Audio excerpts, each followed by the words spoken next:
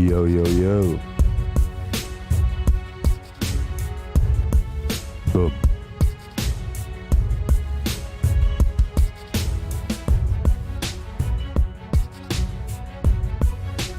Whoop, whoop.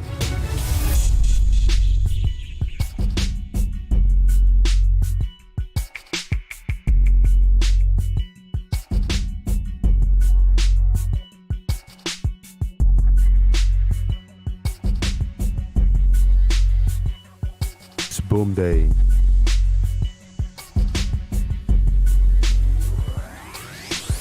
Every day is MoonDay.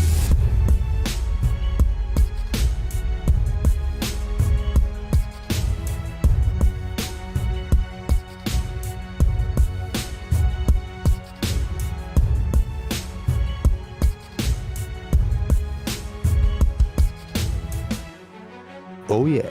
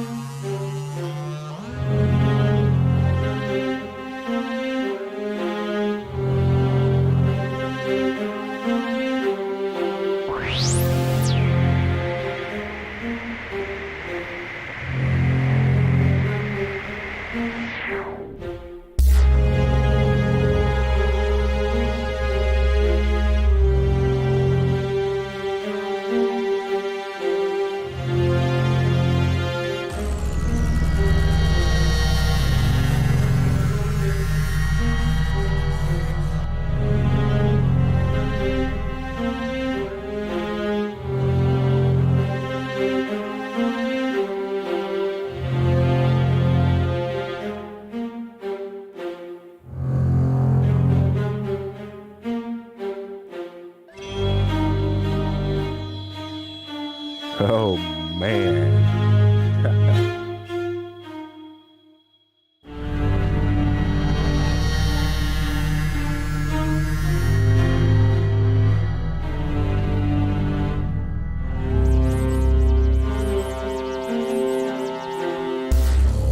Some spooky shit.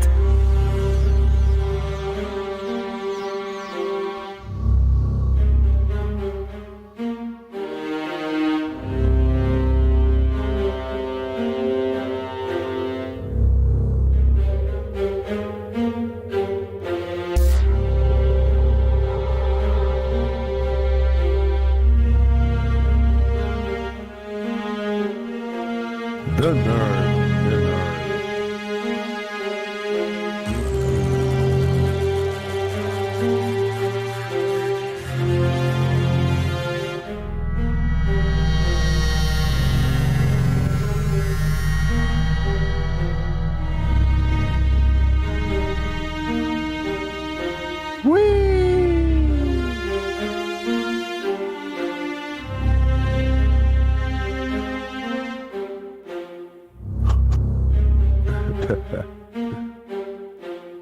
T minus.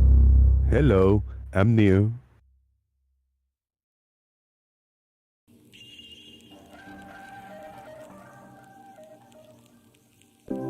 Are we resorting to comedy hour now? Obviously. Gravity. La La Land is reserved for special people that double speak, that say open is closed, closed is open. La La Land, we are in La La Land. Gravity. Obviously. La La Land, La La Land, La La Land, we are in La La Land. Gravity, gravity, gravity. Obviously.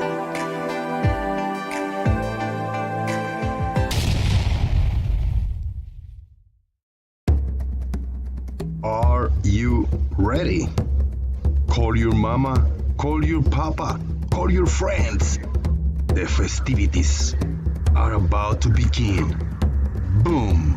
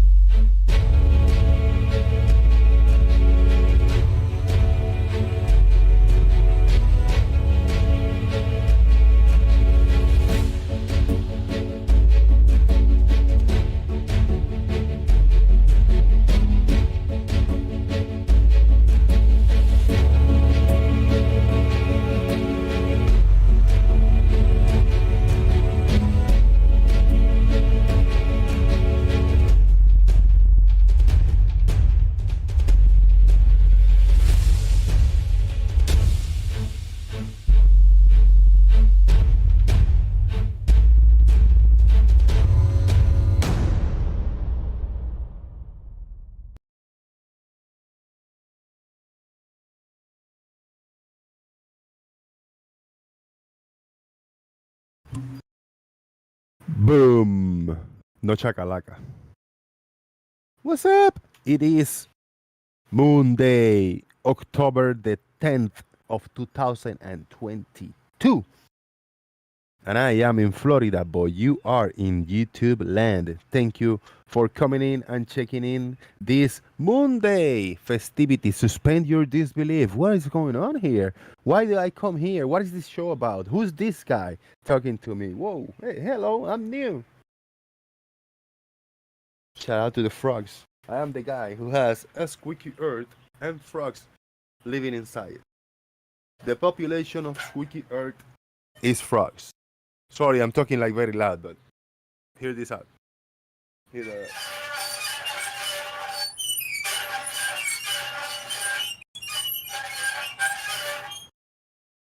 There you go. What do you think? What do you think about that, eh? Happy Moon Day, everybody! If you're watching this live or recorded, don't go away. We talk about all kinds of topics, entertaining stuff. If it's not entertaining, hey, you're so welcome to type in the chat box in the YouTube live chat right here next to you. Type me and say like, what is going on? Who is this boring people? What are you talking about? You know, and we'll clarify it to you. There's in the YouTube chat box, there's a pinned comment above. It's a PayPal link where you can support the festivities to keep them alive and myself to keep myself alive. Support there, please. There's a super chat. Throw your question, comments, concerns, trolling comments, and we will make sure to take care of those live here and address those. And you can join us on the Discord server daily. Boom, that's the most important, because if it's just me, I'll be rambling like I have been done for the past 2 minutes. So we don't want to hear that. We want to hear you. What's on your mind? So you can join us, and let's do it. Share the show, subscribe if you're not. If you are not subscribed, that means that you cannot type in the YouTube chat box. So what do I have to do to be able to hang out and chat in here live? Well, subscribe to the channel and be at least 5 minutes subscribed. And pop in the chat box, say hello if you're new. Make sure you get a wrench. The blue color for you, everybody, is to feel comfortable on sharing links and throwing a little bit of a swearing word here and there, a little fuck here, a little fuck there, you know. Don't abuse it. No politics, no health. We'll talk about the shit that doesn't affect us directly in the real life, in the daily basis. All right, anybody want to join? Hey, Brian Mabbott. Let me talk to Brian Mabbott. Brian Mabbott is here. Brian, what's up, man? You've been absent for a while, man, and then you pop in like a few weeks ago for like 5 minutes and took off. You don't like us anymore? You don't like me anymore? Good day, sir. What's up? No, your shows have been on too late for me. Right. This time is more comfortable for you, maybe other audience. Well, what time is it? 5 o'clock. Yeah, I have to be in bed for like 7. What the hell? You sleep like with the chicken? Are you on chicken time zone? Yeah, basically, because I have to get up at 2 o'clock in the morning. Fucking A. Damn. Yeah, that sucks. Yeah, I've got a driver that's off sick, and it looks like it's going to turn into a long-term thing. All He's right. started peeing blood now, so I don't know. He's been with us for nearly 12 years, so I don't want to just replace him, but Nothing that you had for so long can be replaced. no. Well, it can be, but, you know, he's been loyal to us, so... Yeah. Luckily, we're coming to the end of the racing season, so Lee can handle the race cars. Yeah. So what's Ten- new with you? Well, I heard that P waves and S waves that they prove the flat Earth now. I heard it all. What do you think about that? I've heard him talk about this. Well, what is that about? I honestly don't know or understand. They talk about reflective I don't know. It's beyond me. What do you think about just the good old P waves and S waves in the globe? You heard that before, right? As for an answer to an argument. These are reflected signals, aren't they? Some sort of radar system. I don't think I'm sort of clued up enough to comment on it, to tell you the truth. I don't really know it enough. I know we don't have a measurement of 8 inches in a drop of water over a mile, so that to me is significant enough. How do we measure this 8 inches of drop? Is there a Well, you because I have know- to construct a rigid structure that conforms to your start point as perpendicular, and then build it over water, and water should drop away from it, which it doesn't. So I think the writing's on the wall for the globe. It's probably going to take another maybe 5 years or so, but more people are coming on board every day. I mean, TikTok has exploded. I see one or a few of the flat earthers channels, and they mirroring and compiling a bunch of TikTok clips, but I find that cringe and silly because it's, I mean, the same arguments that I've been spoken about for all the time, but the excitement that they show in their faces, and it's like exaggerated and like a caricature of a flat Earth. It's a mockery when I see those compilations. Yeah. I mean, it's not, the question isn't the shape of it. The question is, why the deception? Why are they deceiving us? And that's what gets most people, you know, what is this lie all about? Because it's easily disproved. Water will not conform to a curved surface. It's impossible. Yeah. But all of us, to our bosses, to the bosses, to the presidents of the countries and the places and the who are they them? Because none of us, from the president down, nobody knows. I mean, nobody. They say, don't blame me. You know, this is it. This is what I find. This is the information. This is what is known. This is the data. This is the collective. So who is them? Is there somebody above the people that we engage with in the daily basis around the world? Who are them? I mean, we don't know, but I would imagine so, yeah. I mean, it seems to be all our heads of state or countries seem to be just a mouthpiece and are given a script to read. Do you think that all these people, famous people, for being the face of the politics and the heads of the places on the world, do you think these people is smart enough to know something like this and hide it? Do you really think so? You're giving too much credit to these people, Brian. Well, the cool thing is that you don't need any of those people. You really don't. You don't have to listen to any of what they say. You could go out and look for this stuff yourself, Brian. As we've said many, many times before, We've looked for it.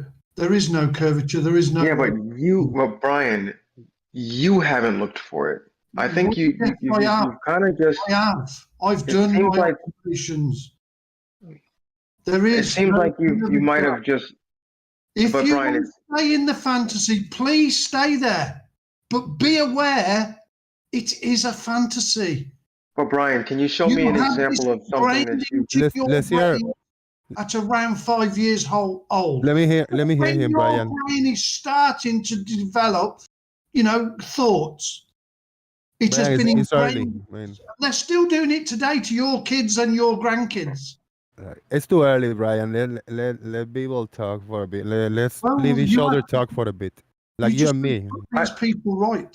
Yeah, like you and No, me I were just- talking. You I let just- me talk for a minute, and we can do this. Let's let everybody talk their piece and give them time, every single one. So, go ahead. So again, just like I said, you don't have to rely on anybody. You can go out and do these things for yourself, as I did, as many other people on our side have done.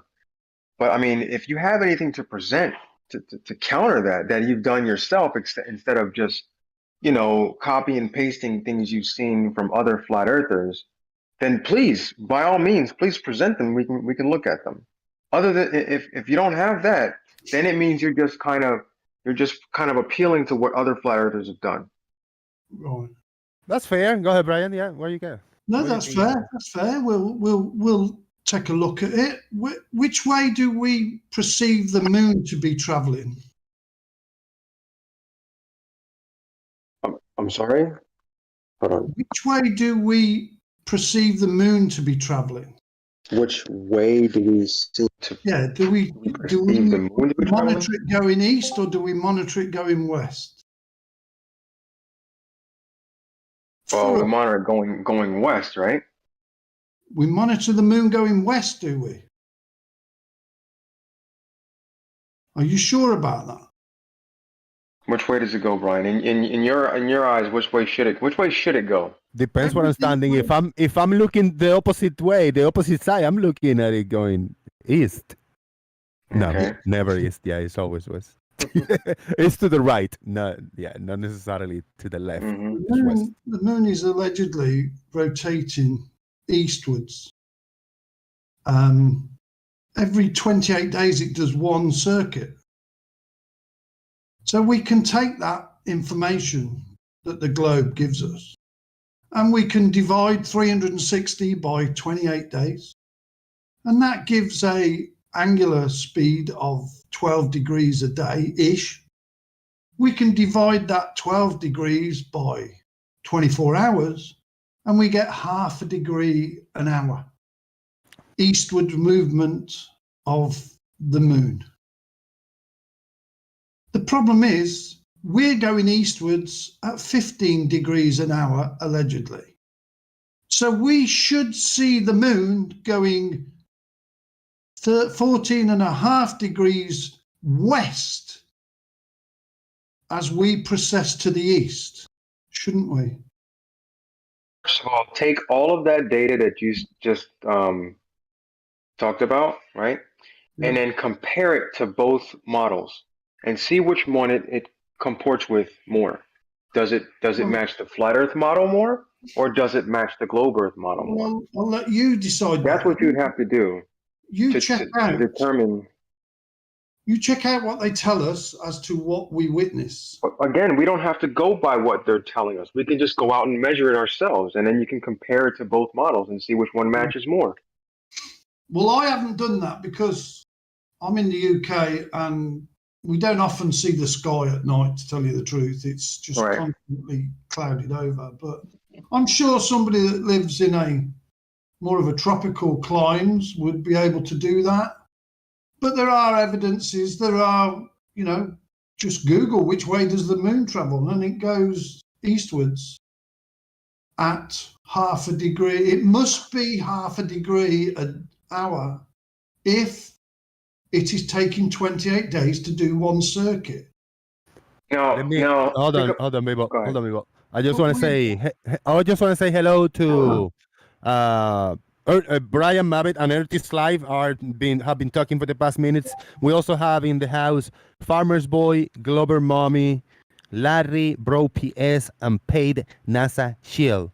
Let's let Ertis Live and Brian finish this little back and forth, and then you guys can comment in whatever you want. And shout out to everybody 33 watching in YouTube land. That's perfect. Illuminati confirmed. Time to begin. So even if we were, let's say we are rotating, right? And we're rotating at a specific degree per hour, and the moon is traveling the opposite direction. The speed that we're rotating, it would still look like the moon was traveling in a specific direction, even if it was going in the opposite direction, because we're rotating in the opposite direction. Does that make sense? No, we're both rotating in the same direction.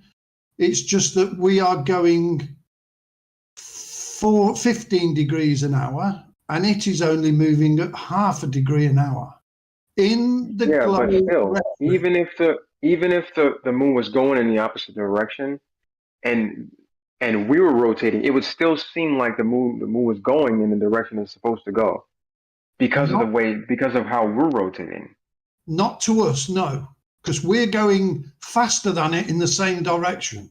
Just like when you overtake a car, you're both going in the same direction, but to you, it looks like that car is going the opposite way, because as it goes past your window, what you're looking at is a car going slower than you're moving. Right. So you would get the same effect with the moon only moving half a degree an hour and us moving 15 degrees. But how does that debunk the globe model, though? It debunks the rotation. How? Because we do not see the moon moving westward. We see it moving eastward. But then what happens when the moon goes to the horizon and then goes below the horizon? Then what? Then what? You can't measure what it. happens? No, because it goes below the horizon. Well, don't do it when it's below the horizon. Measure it. That's the point, Brian. That doesn't match the flat Earth model. It matches the globe model perfectly. But it's going the wrong way for the globe model. No, it's not going the wrong way, Brian. Yes, it is. It should be going westwards. It's not. It's going eastwards. So I suggest you look into the model a little bit more. Maybe download like either Stellarium or Skyview. Any of these apps will kind of give you more of an idea. Thank you very much. I don't want to be indoctrinated anymore. It's not about being indoctrinated. Oh, that's cool. I would suggest to you to not be indoctrinated by them. No. It's not about being indoctrinated. It's just learning more about the model. Maybe even if you don't believe it. Bullshit is not learning. I mean, even learning bullshit is still learning something, right? No, it's learning. You're still looking. So that way you can determine which one is right. Either it's the flat Earth model or the globe model. Which one does it match more? There is no rotations. We can't measure the full rotations we're doing. We can't measure any curvature. Well, that's not true because is dead. It's just take a while for you people to get it out of your head. So when you say no one's ever measured curvature, that's a lie, right? Because it's not true. I'm playing an animation right now. Larry's measured curvature. Guys, I'm sorry. I'm playing a little clip animation. I'm gonna download it and share it with you. Because Larry's measured curvature himself. He's definitely muted anyway. Oh, he ran away? Good on him. You know what's funny is I observe the moon going west as we're rotating east. I've just checked. Moonrise for me this evening is 1844, 75 degrees east. Moon set tomorrow morning, 7:47 in the morning, 281 degrees west. It moves from east to west just like the sun does because we're rotating in the right direction for that. If you look at the moon, if you observe the moon against the background stars, you'll see it's moving west just slowly. And since the Earth is rotating faster, it's relatively, just like Brian said, It's like it's like you're passing another car. You're both going the same direction, just one's going slower. Right. Exactly. I mean, if you look at the Earth-Moon transit video from Epic Discover, you can see the Earth's rotating the same way as the Moon, or as the Moon is going, orbiting. Yes. We're rotating quicker, that's all. Exactly. Yeah. The motion of the Earth, of all the things Forbes want to jump on, the size, shape, and motion of the planet are the most well understood things in nature. There are some things that, in nature that are still a point of research. Shape, size, and motion of the planet is the most well understood. Exactly. And it's shown time and time and time again. But it gets dismissed because that's not reality to some people. Learning the shape of the Earth is kind of like discovering air.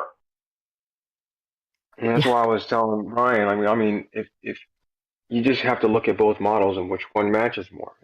Even if you don't understand the inner workings of different things, like, the time it takes the moon to go around, to rotate or go around the Earth, or even if you don't understand those intricacies, the basic model itself, you can learn that and be like, okay, which one does it match? Does it match the flat Earth model, or does it match a globe?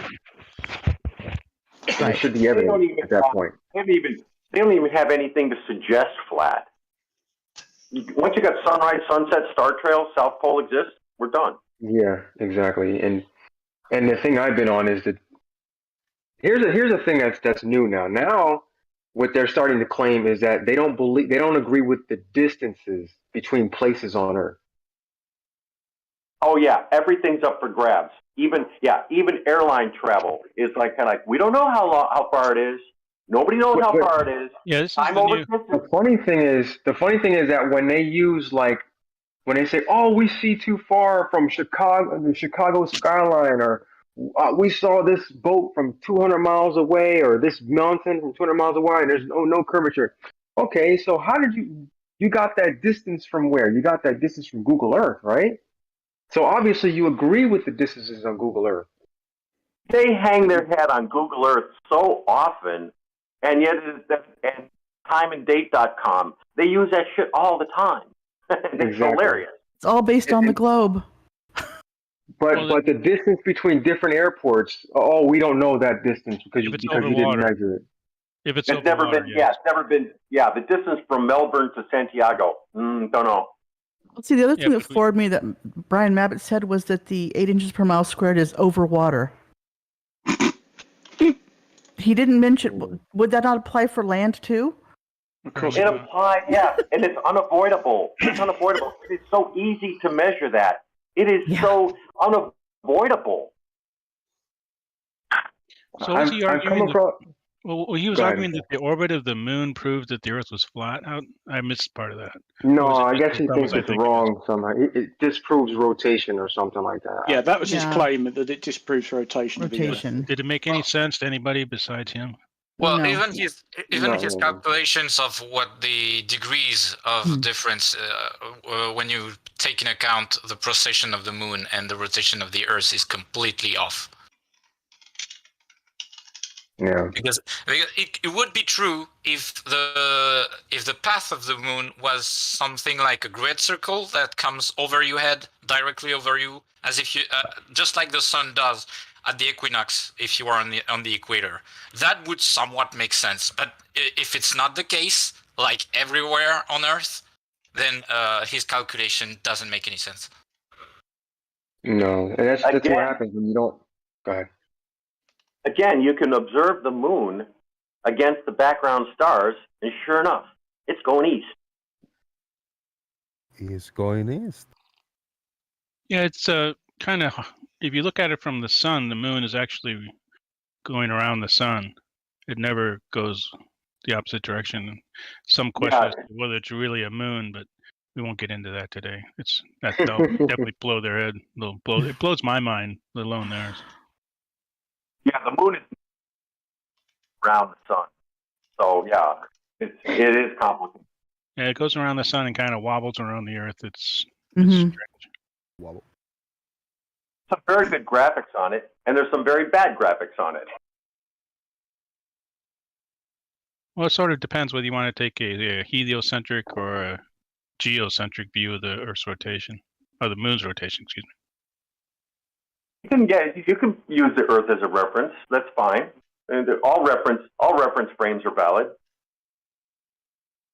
If we're on Mars, we would think the same thing about Mars being stationary and all the shit going around Mars.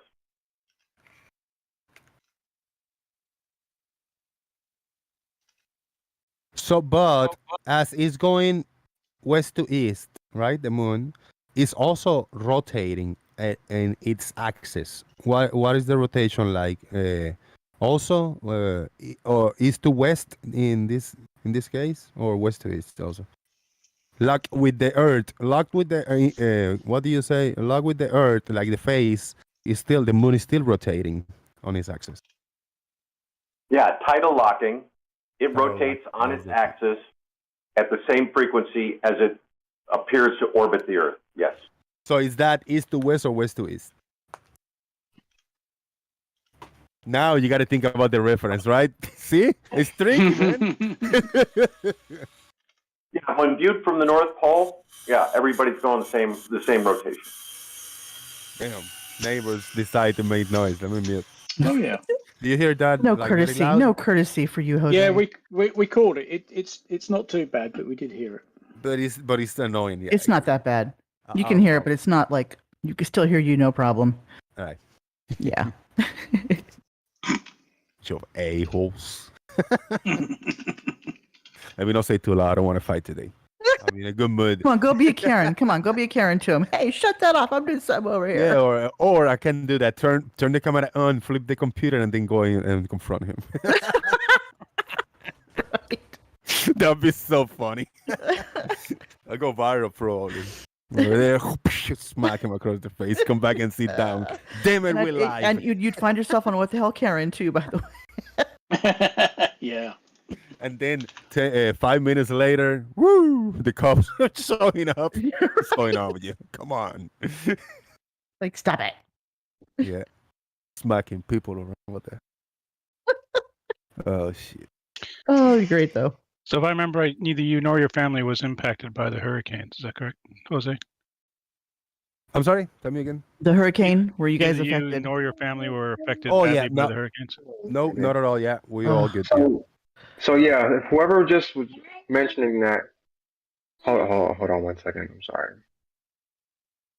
sorry. Kids. I know great. that C4, who's on, he's on Jem's channel a lot. He basically lost everything. Lost his house, lost his Oh, storage God. area. Yeah. Oh, man, I saw I that. speaking. I saw his lockup because he did put a message up that all the lockups, including his, had all got flooded. So yeah, poor our boys lost just about everything. My mother's in Fort Myers, and she did okay because she's in this retirement community, and they built these hurricane, 5-level hurricane-proof things. Okay. So, there's a town just north of Fort Myers that was built basically to hurricane. They got like a whole bunch of solar cells and stuff, and they build them like tanks, and apparently they do. Okay. Good. So it's all a matter of, I don't know. It's all a matter of adapting, yeah, when you live in a hurricane zone. Well, in that subdivision, they built all the first floor elevations to be a couple of feet above all the pavements. So when the water does come in, it fills the roads first. Okay. They just put some thought into it. And in some areas where you see they have to raise a house and put it on stilts, now you have one house that's like sticking up. They built all the houses. They graded it such that all the houses are at like a normal elevation to each other, and they're all a couple of feet above the roadway. So the road will turn during a huge tidal surge. Yeah, the roads could turn into a canal, but their first floor is dry. I know that on a lot of coastal plains now they've changed the standards. You can see the newer houses because they're higher, and a lot of them make the first floor look like it's a real floor, but it's just like fake windows and a fake door and stuff.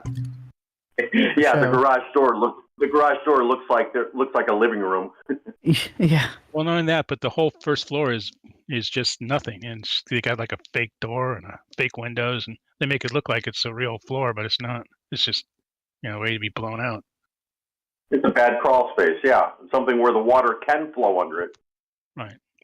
But unless you look really carefully, it'll look like a normal house to you. It's kind of funny.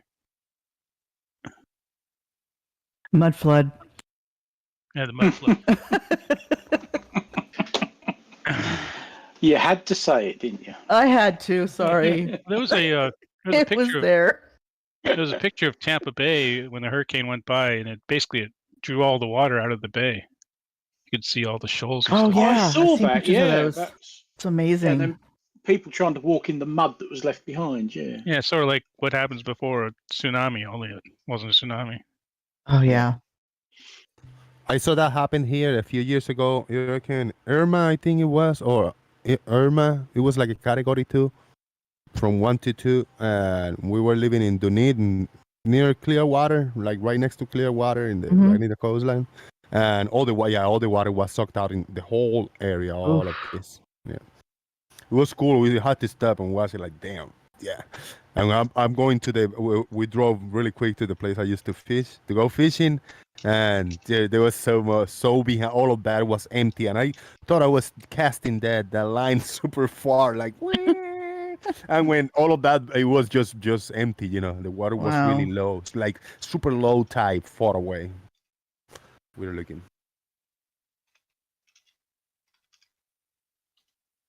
That's amazing. Going walking and plant some traps or something right there. This will be the one in the final Ian storm. They're going to retire this name after this guy.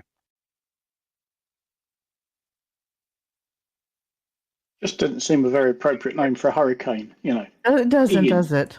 Ian sounds. They got only so many names to go through, and they basically there's a rotating set of 4, I think, and they. Really?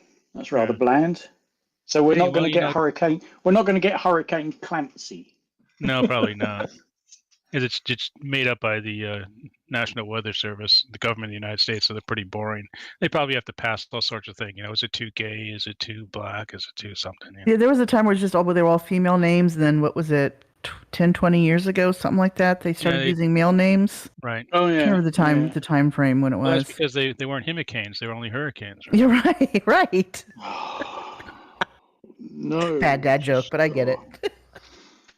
I know, but anyway, they had because of and basically it was they started naming these things back in the 40s and 50s, and the guys just sort of even the tropical storms are named, aren't they now? Yeah, they're named at the tropical storm level. That's where they're named. Yeah. Yeah, but they've even taken to just naming ordinary storms over here in the UK now. It's like, oh come on, you're just being silly now. Yeah, that's true. It's just a bloody storm. We're next to the Atlantic. We get them all the time. So what? Maybe it's for when people report it on the news. It just gives them something. It gives it a name. They can they're starting to do that on. with some of the winter. Here we go. Here's the link to it. But they have a rotating. What's it? 1, 2, 3, 4. So it's 6. I didn't realize there were so many. Here's a link to the names, and they're all judged out. I got one. I got a topic about the moon. It's MoonDay. Yes. Moon is MoonDay. Yeah, it is First MoonDay. of all, first of all, hit the like if you haven't done so in the YouTube chat box. Support the channel and join us on Discord. We have Brian Mabbett, Brufus, Shaik, Urtis Alive, Farmer's Boy, Glover Mommy, Grenade Head, Larry Bro PS, Luis, Mr. Malort, Paid NASA Shield. There you go again. Pronon 1990 and Stefan Mud. Thank you, neighbor, for the sound effects. The special sound effects. Thanks, man. If you can download that little short clip that I posted and play that kind of explains what we're talking about with the moon actually traveling east, but appearing to travel west for us. Right. As far as the days of the week are this, they're named after the 7 planets. In English, 3 of them are still obvious: Saturn Day, Sunday, and Moon Day. In Spanish, which I know Jose speaks, that's much more clear in the Latin languages, the days of the week, and except for they've changed Sunday to the Lord's Day. Right, Jose? My Spanish sucks. I could barely hear you with that noise, man. The days of the week in Spanish are much more clear as to the planet or the planets. Yes. Lunes is Monday. Martes, that's Tuesday. Oh, yeah. Wednesday. I mean, miércoles. So martes for Mars, Right. miércoles for Mercury, jueves for Jupiter, I guess. It starts with the who. Viernes as Venus, sábado. And then Domingo for Sunday. Domingo. Yeah, Domingo. Domingo is more, the English, the sun, yeah. So in English, in Hebrew, it's very clear. It's first day, second day until the sixth day, and then Shabbat. so Hebrew they get totally away from the planets, huh? But apparently, There weren't planets then. Well, in English, you got to go through the Celtic god associated with the Greek god associated with the days of the week. So you have MoonDay, which is obvious. Then Tuesday is that's similar to Mars, and Woden's Day, Thor's Day, and Freya's Day. So, I didn't know that. Yeah, they're Norse. They're Norse names. They're so the Norse names and associated sort of with the Greek god associated with the planet, except for Woden, which is sort of weak for Mercury because the only thing I can figure out is that they were, I don't know, they ran out of them. But they only had 5. We missed there were 2 7, days. including the sun and the moon. There were The sun and the moon, yeah. Luna and the Saturn Day, Sunday, and Moon Day are still in English. Apparently, it's so popular that even the Japanese adopted it. Really? Yeah. Monday is Getsuyobi, and Getsu means the moon. And you can trace it to exactly all the others are the same. Kayobi is Tuesday, and Kasei is Mars. It's the planet of fire. They adapted the Chinese elemental system like fire, water, earth, metal, and I don't remember the last one. Whatever. So and all of these are also associated with a planet, and the planet corresponds perfectly with the day of the week. All right, I gotta changing a minute. Earth is live. I have that video clip playing in the background. What is it? Video clip you shared. Just showing that the moon is traveling to well, it would be to the east. If we weren't rotating, we would see it traveling to the east. But since we are rotating, it travels to the west of it. Travels west. That's all.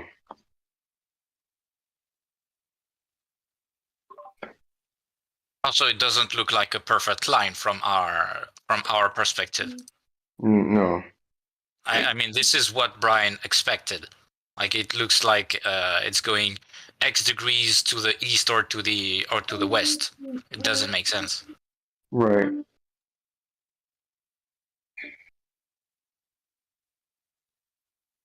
Good times. So Brian, if you're listening, this is an app that you can download.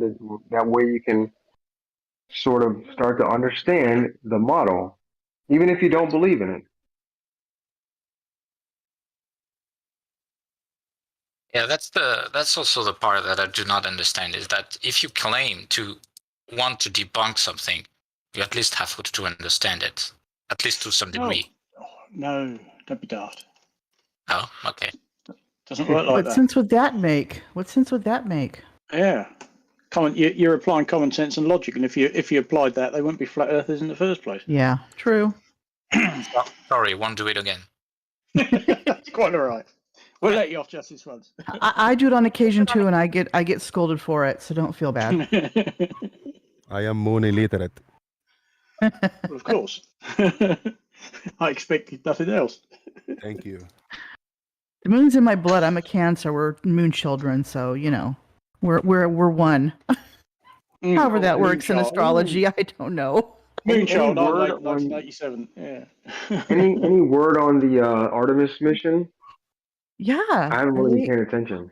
The last I saw it, there was a date in November being bandied about. Okay. I think mainly because I think what really bugged it up was they had to drag it back inside the shed because of the hurricane. Oh, You know, yeah, that's right. I really don't think they sort of looked at that and thought, hurricane coming, do Not a leave good it outside. Yeah, let's not do that. Let's not. So yeah, I think it sort of reset the whole procedure, and I don't know exactly what the date is, but I'm sure I saw a date in November. So fingers crossed, there's no more hurricanes. And I hope everything's good and it goes up this But time. we know it's not going to be in November. We know that. Oh right, okay. Not this year. Not this year. Oh, come on, Chike. Well, hey, did I hear right, people? Did B-Ball find an explanation of the two different directions at one time? Shout out to Brian. Good to hear you, man. Yeah. An explanation or actually show reality. Please explain. It's moving to the west, but listen, B-Ball, I just joined. I just joined.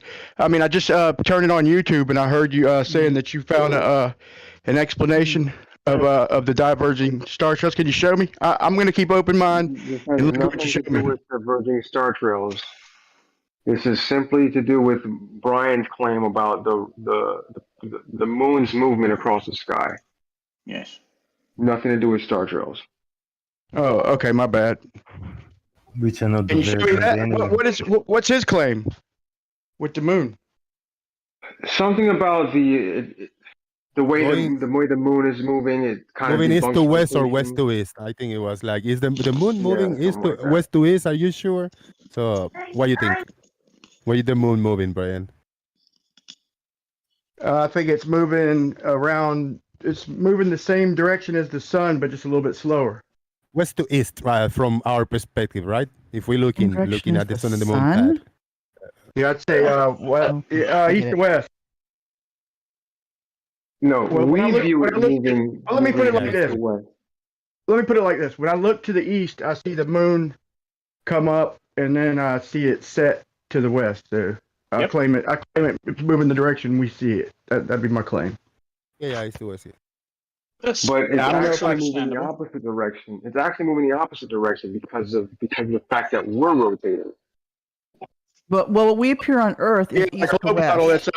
On a globe model, it's slowly but surely rotating the opposite way, and that's how it does. It takes a month to do a full, basically, full 360, right? That's the globe model, right? Our perception, is east to west. What we see. Yeah, that would make sense.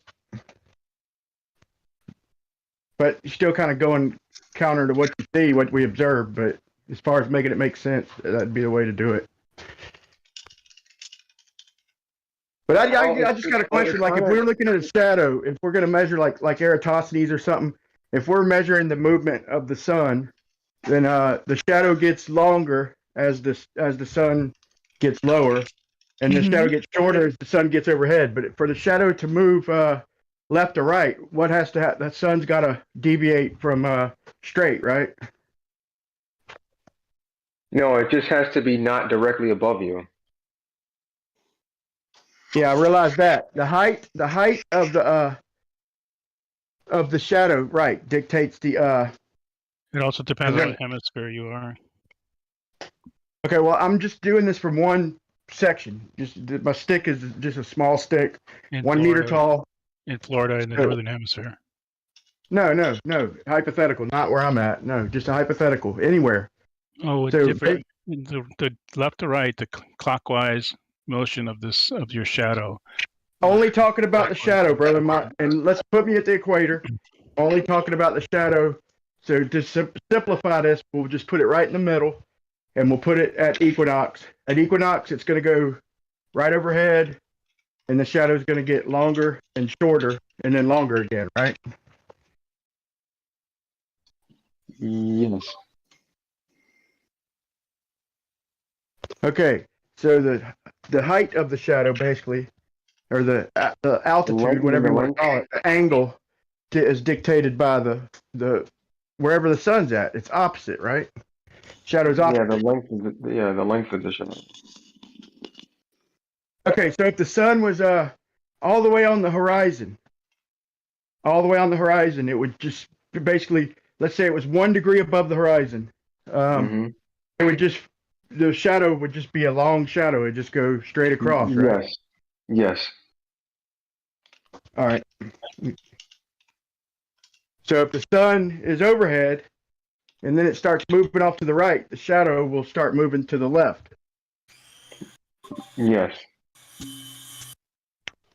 All right, that's where the question comes in. Is I'm looking for an explanation of if we're at the equator and the stars that are right overhead are going straight over, and then the stars that are over Cancer and then the stars that are over Capricorn are diverging away from each other. They're not. According to the shadows, they are. They're not According to the diverging.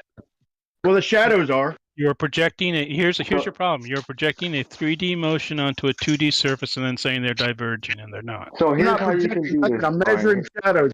I'm measuring Brian, shadows. You're projecting a 3D object onto a 2D surface and then saying they diverge.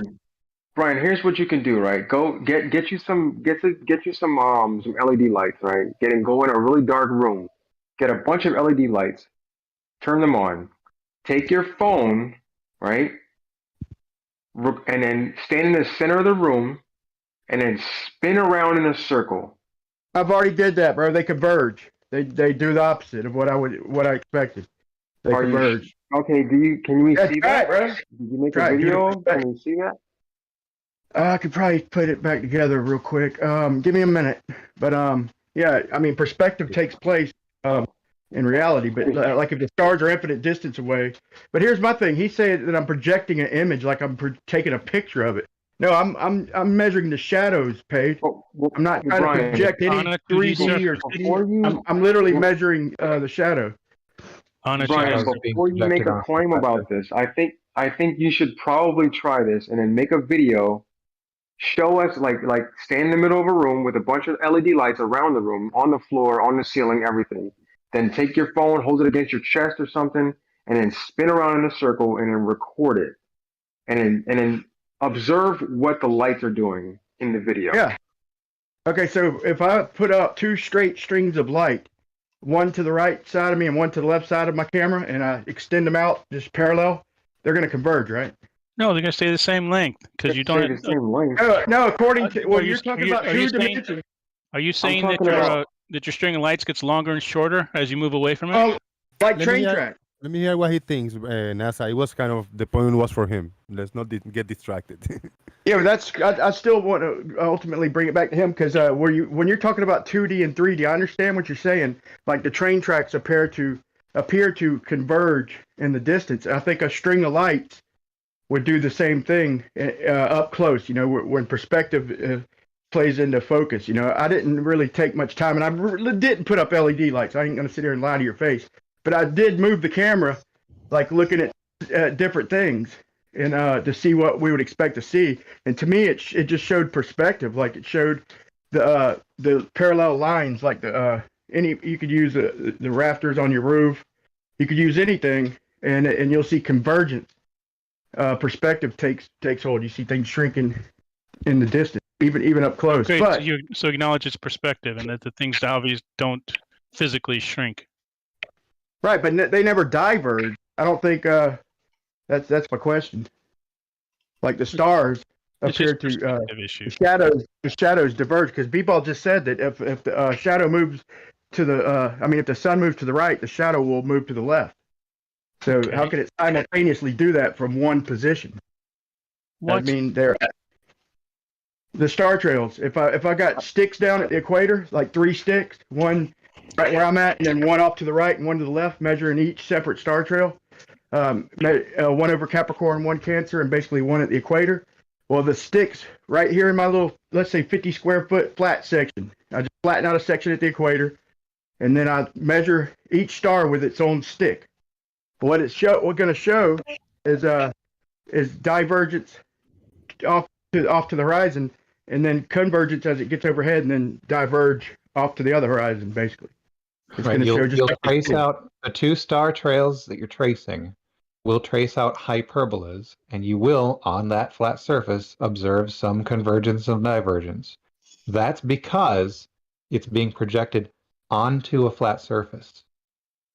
You Very know that good. when So you we take, do acknowledge. when you take So we do measurements between acknowledge those that stars, it, you know, when that's you take angular measurements between those stars throughout the night, horizon overhead and then back to the other horizon, the angular separation will actually stay the same.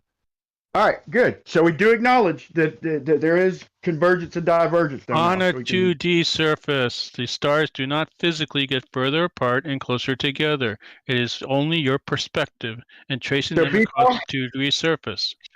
So do you retract that statement earlier, B-ball? So if the sun moved to the right, the shadow moving to the left. No, it's exactly what happens. What do you mean? Retract what Yeah, let's statement? hear what he said. I don't even know what you. Why are you trying to conflate shadows with star trails? I don't Because understand. he's a flat earther who can't think in 3 dimensions. Let me That's hear it all from his That's mouth. all you Brian got asked is the insult me, question, bro. Hold on, and hold on. Bibo should That's all answer, and NASA stay out for this because the question is for Bibo.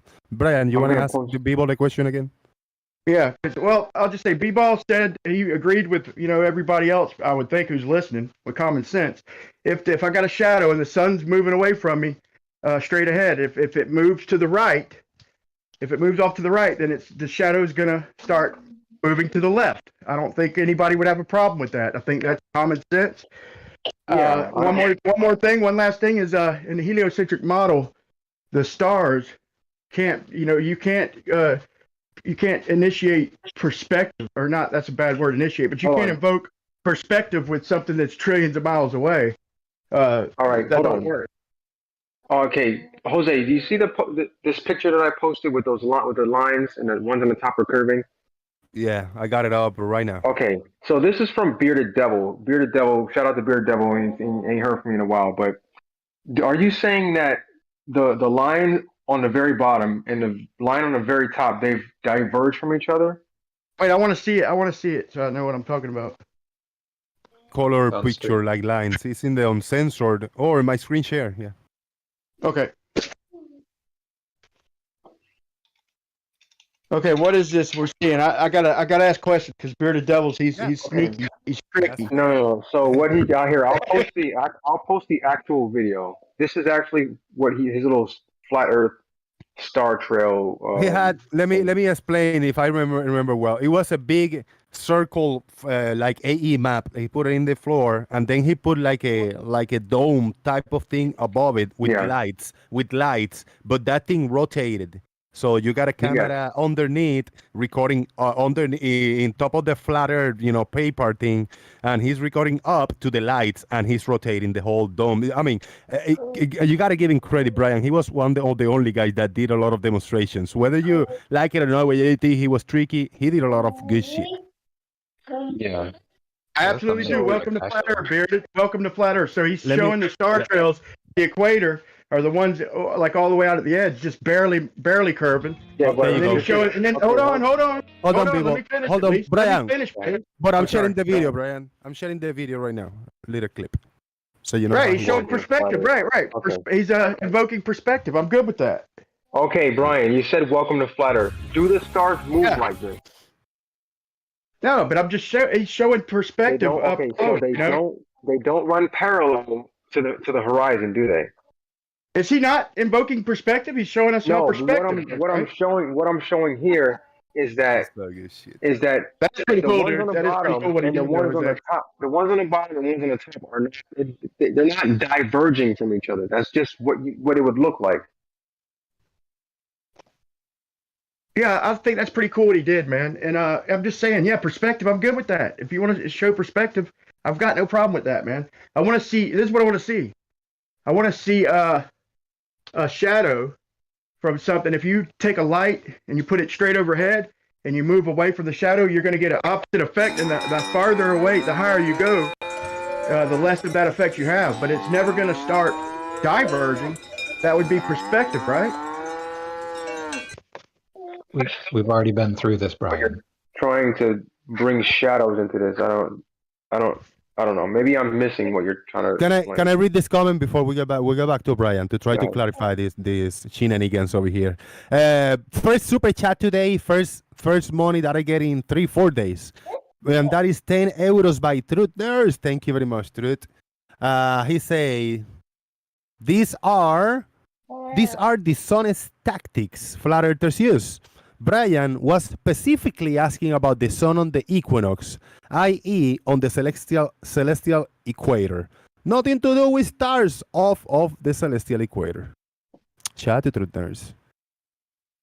And if you really look at that demonstration by Bearded Devil, that's what the stars would look like if you were standing on the North Pole or the South Pole. Can you repeat the end of that super chat? That it have nothing to do with stars off of the celestial equator.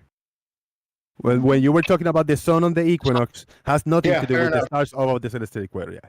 Fair enough. We switch topics. Is what I mean. Like that, they think that's a tactic that you're like using. Just all right. Let me explain, because that's a fair question. So what I'm doing is using the equator for because we all know what we see there with the star trails, and B, if it's not equinox, okay, and the stars move off of center, we don't get that straight line. The only way we get the straight line is at equinox, and that's at the equator. Okay. No, the stars do it every damn day. It's only the sun that happens on the equinox.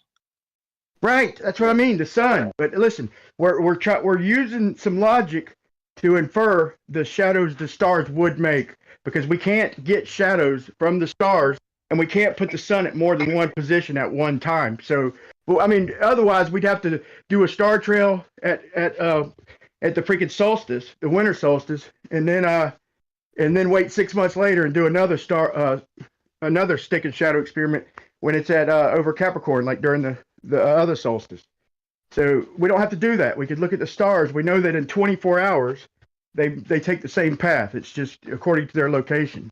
The stars that are directly overhead leave a straight line trail, same as the shadows. So that's all. What the stars are doing in star trails are exactly what we would expect. Standing on a sphere, rotating, looking out towards the stars. That's exactly what we would expect. Okay, so the stars. What other pattern would you expect to see? So I would expect this. I would expect the stars over Capricorn and Cancer. I would expect that they don't know the shape of what I'm standing on. So they're just going to sit there. And I suspect if I don't change locations, then they're going to stay parallel. If they're trillions of miles away, the star trails are going to stay parallel at the equator. And they're just going to make smaller and smaller circles. They can't deviate away from each other. That'd be impossible on a globe. Deviate. Yeah, that's the thing. They don't actually deviate. You're automatically done. See, so just he came in saying that this is why they deviate, and now he just went to they're not deviating. So this is what we go through. If you actually measure the angular separation between those stars, you'll find out that there is no separation occurring. What you're describing is what happens when that motion is projected onto a flat surface.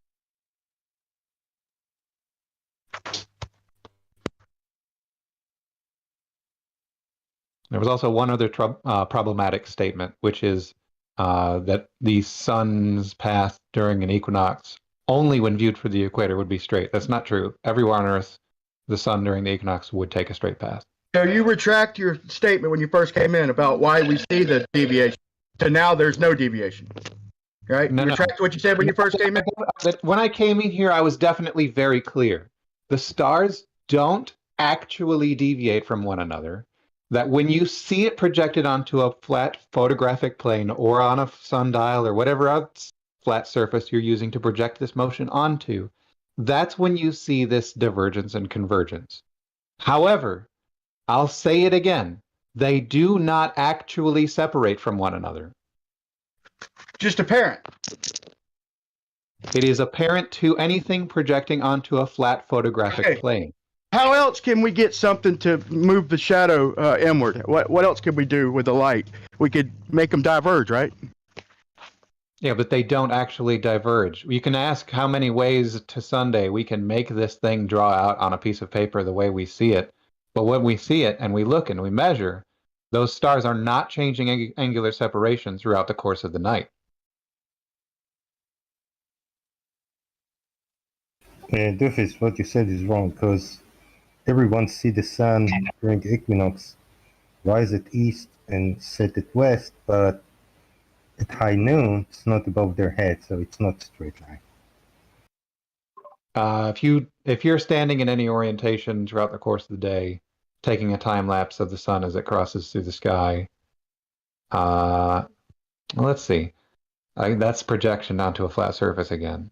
You see the circle as you are coplanar with that circle. So it looks to you as a straight line as it's passing overhead.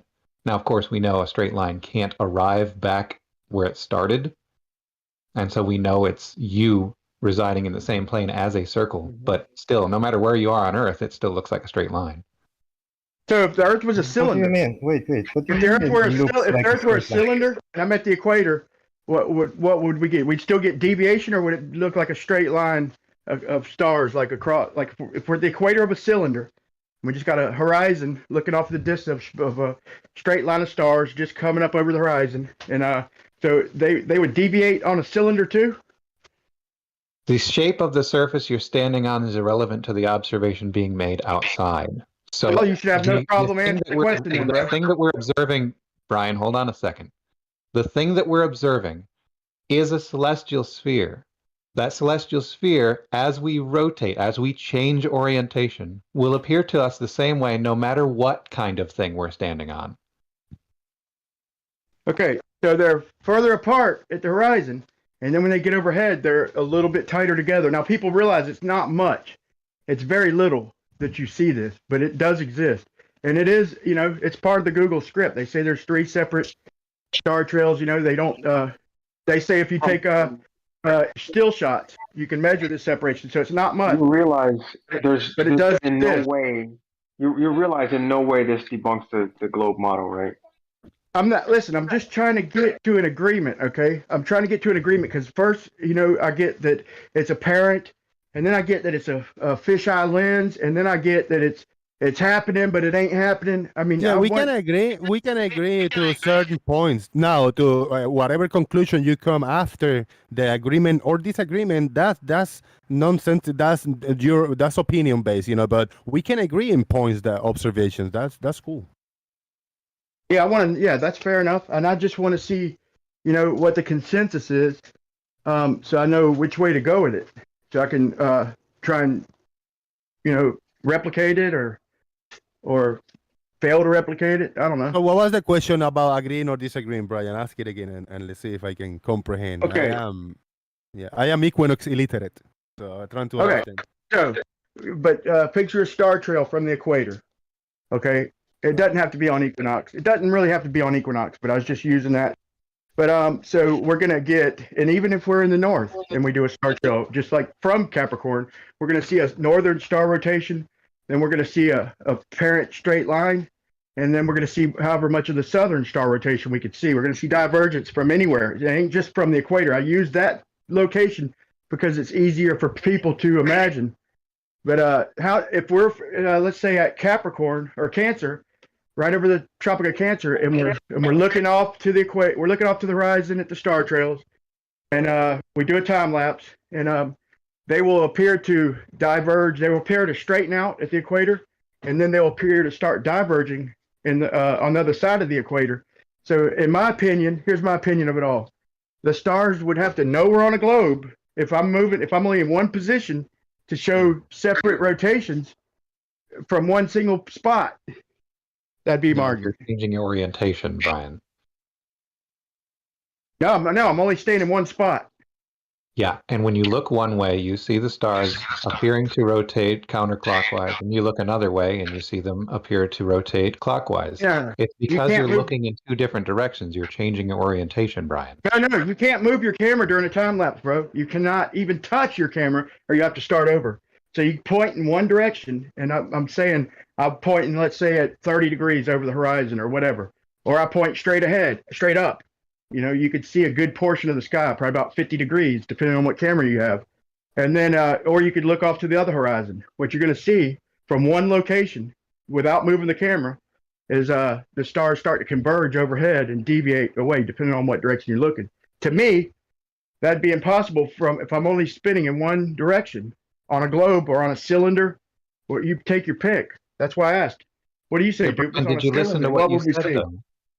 Yeah, Brian, did you listen real quick to what you said? if the camera can see what a 50-degree field of view or whatever it was you said. That's the point that we're trying to make here.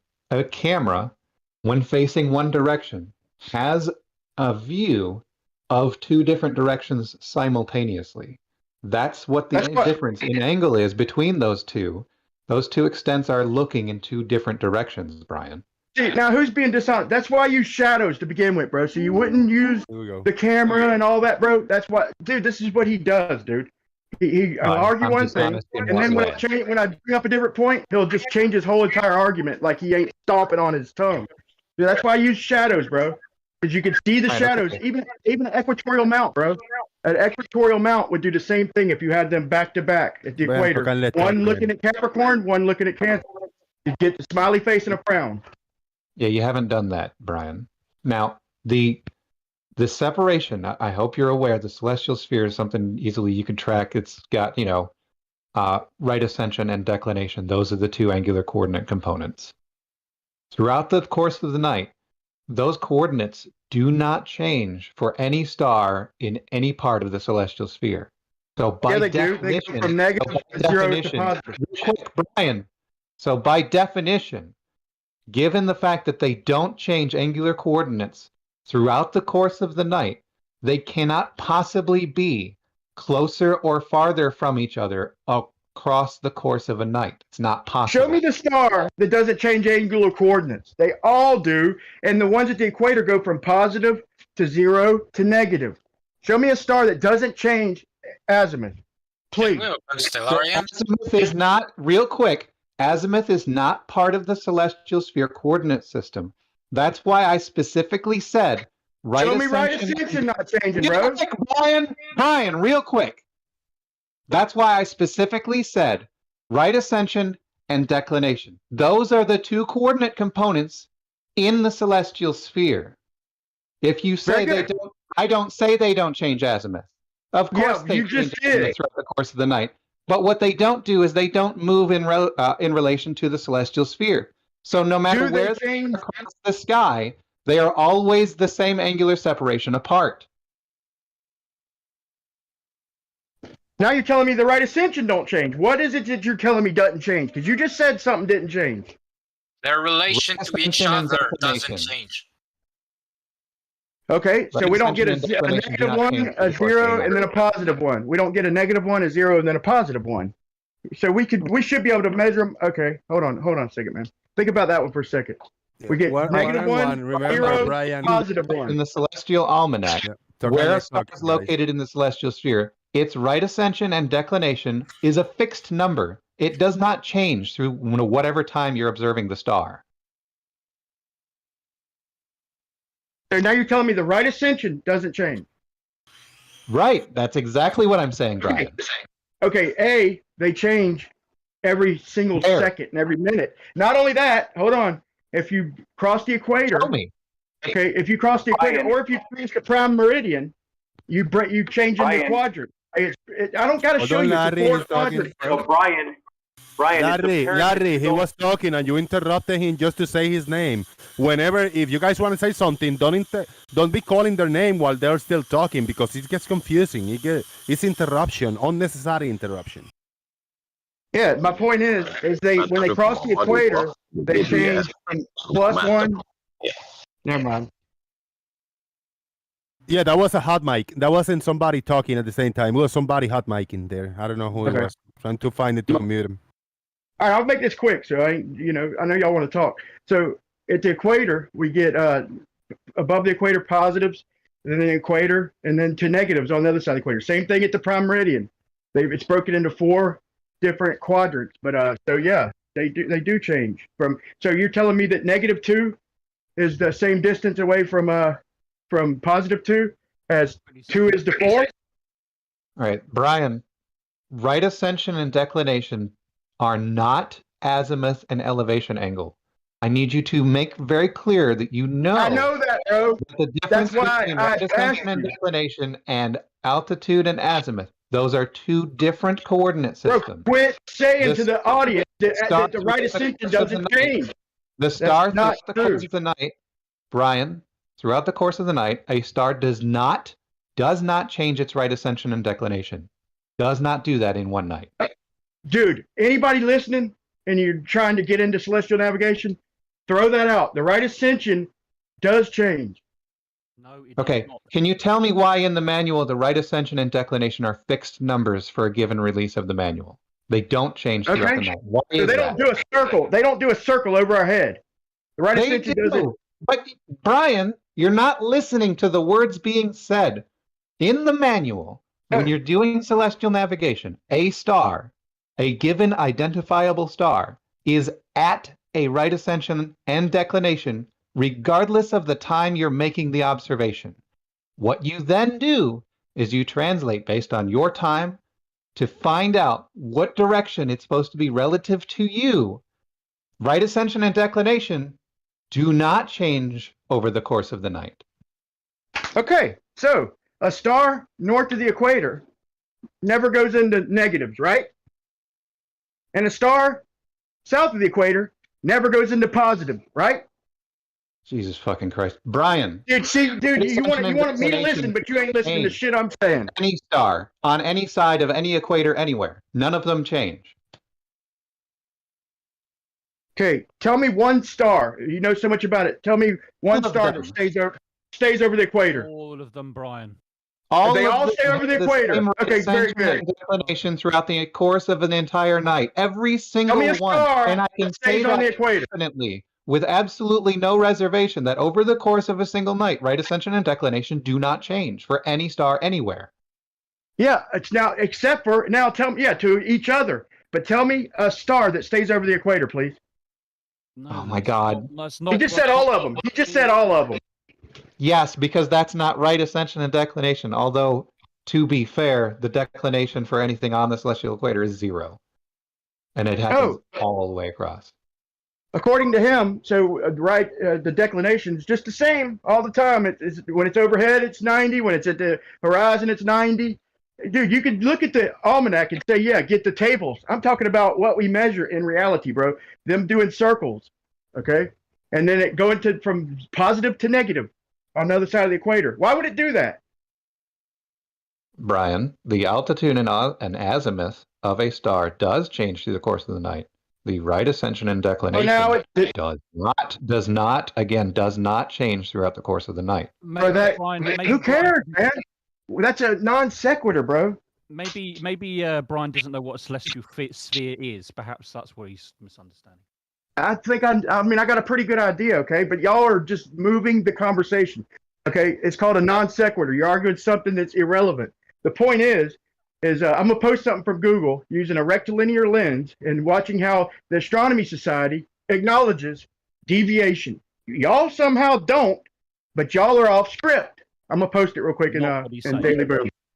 Right, we're not, quote, off script, Brian, because as I've already acknowledged several times in this conversation, and you're not fucking listening, we already know that circular motion projected onto a photographic plane will present this sort of convergence and divergence thing that you're having an issue with. That has already been acknowledged in this conversation. Where your problem is you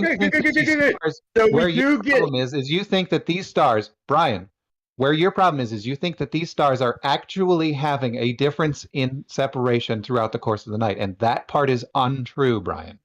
Okay, so we apparently see the stars going straight, and then we see straight lines overhead and then curved lines next to it, right? Address what I said first. If you're going to ask other questions, how about you address what I said first? I think that with stars, let me address what he said. Go ahead. Who's going ahead? I'll answer. Okay, to answer what he's saying is that I think that if something's quadrillions of miles away, for it to appear to deviate, for it to diverge, or a curved line next to a straight line, then it has to be measurable. I mean, it has to be true. I think if it's up close, like maybe 5,000, 10,000, 2,000 miles away, yeah, you could explain it using perspective or whatever you want. But perspective's not invoked in the globe model. The stars are too far away for perspective. The only type of perspective is refraction, and that's toward the horizon. Okay, that's false. Brian, when we record star trails, with a flat photographic plane, perspective is always in play. We don't say that it's not in play because the stars are far away. You're literally tracing out a circular motion onto a flat surface and complaining about the fact that there's deviation. Of course there's deviation. It's circular motion projected onto a flat plane. That's the reason why there is separation. However, try the this then. stars themselves, when you actually measure their positions, when you actually measure them, they don't change angular separation throughout the course of a single night. Okay, what I want you to do is try this.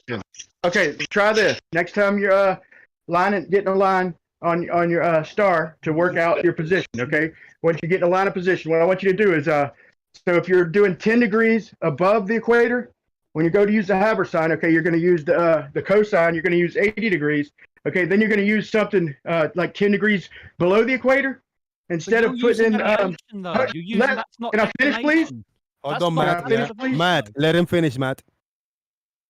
Okay, what I want you to do is use 110 when you go to work it out. Instead of using negative 80, I want you to use 80 and 110, or let's say 70 and 110. Let's use 20 degrees.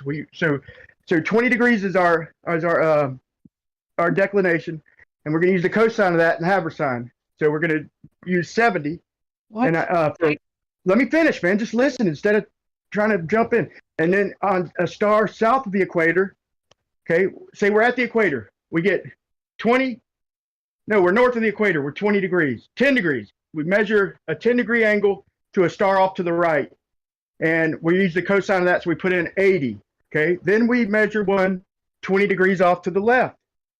So just try and not use the negatives and positive. Try and use 110 or 100 degrees. See if they work together. I know I'm not wording this very good, man. But let me find out. That's how the Haversine formula works. Brian, none of that is how it works. Brian, the thing that Brainery posted, I took a screenshot of I took a screenshot. Jose, if you could post that. Now, can you tell me, are those lines inside of that celestial sphere, are they deviating from each other, or are those parallel lines? Hold on, let me look at it. Repeat that? Yeah. Not that one. Yeah, it's a screenshot. Yeah, that one. Are those lines parallel to the equator, or are they measurably deviating? They are deviating, but with the orientation, if you stay with the same orientation, that's why I picked the equator, then all the latitude lines are parallel to each other. It's only when you change that's my whole argument. It's only when you change orientation you start getting lines deviating. So from one orientation, you should have parallel lines. So because of the shape of it, right? This is exactly what you would expect to see, because we're inside of the celestial sphere looking out. It would appear that they look like they're deviating, but they're not. They're actually parallel lines.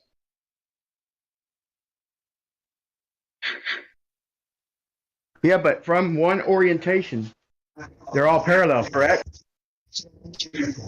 From inside of the celestial sphere, what other pattern in the sky would you expect to see? Hold on. I would expect to see. That's why I asked you what we would get on a cylinder. What would the star trails look if I'm at the equator of a cylinder? It would be exactly the same. If you were on the surface of a cylinder and you were rotating, it would be exactly the same. Okay, so I would get deviation. If you were on I would get deviation. Go ahead, I'm sorry. It doesn't matter what you're standing on. It's always going to look like that. So that's why I said you should just go ahead and try this. LED light. Somebody's hot micing. Yeah, get somebody's some LED lights. Put them around your room, on the floor, on the ceiling, on the walls, everywhere. Take your phone. You're not a sphere, right? So you put your phone against your chest and you spin around in a circle, and then you look at what the lights are doing, and it's going to look exactly like this. Let me try that one more time, man. let me simplify this whole thing because I just was trying to explain the positive and negative, and that come out. I'm not surprised nobody responded to that. That come out. I did a horrible job, man. When he interrupted me, it totally threw me off. But let me try and simplify this. So if I'm at the equator, I'm never changing orientation. There's no reason stars in the distance as they work their way to the horizon should deviate, because we can see in reality. I've seen time lapse. We can see Orion's belt stays on the equator. The three stars, they stay going straight, and then the top of Orion, though it ain't much, there's still a tiny bit of separation toward the up toward the equator. So if you're using a sextant, you're not going to use it under 30 degrees anyway. And in fact, I mean, that's what the experts say. Anything under 30 degrees is not going to be reliable. Well, I could say it's because of that. But it is present. We do see the top part of Orion and the bottom part, basically, a tiny bit of deviation. Stellarium shows it. Google acknowledges it, and people are saying that it's not happening. And I'm wondering, how could it happen if I'm only in one position, just in one orientation, and the stars are trillions of miles away? They should not appear to move in two separate directions. That's movement antipodal from one location. That's my argument. At least it's a fair argument. All right, Brian, you've retreated to your original position, though, and listened to none of the conversation. Nobody here said that we say it doesn't happen anywhere. You have evidence, photographic evidence, that it does happen, and we've acknowledged that it does happen on a photographic plane.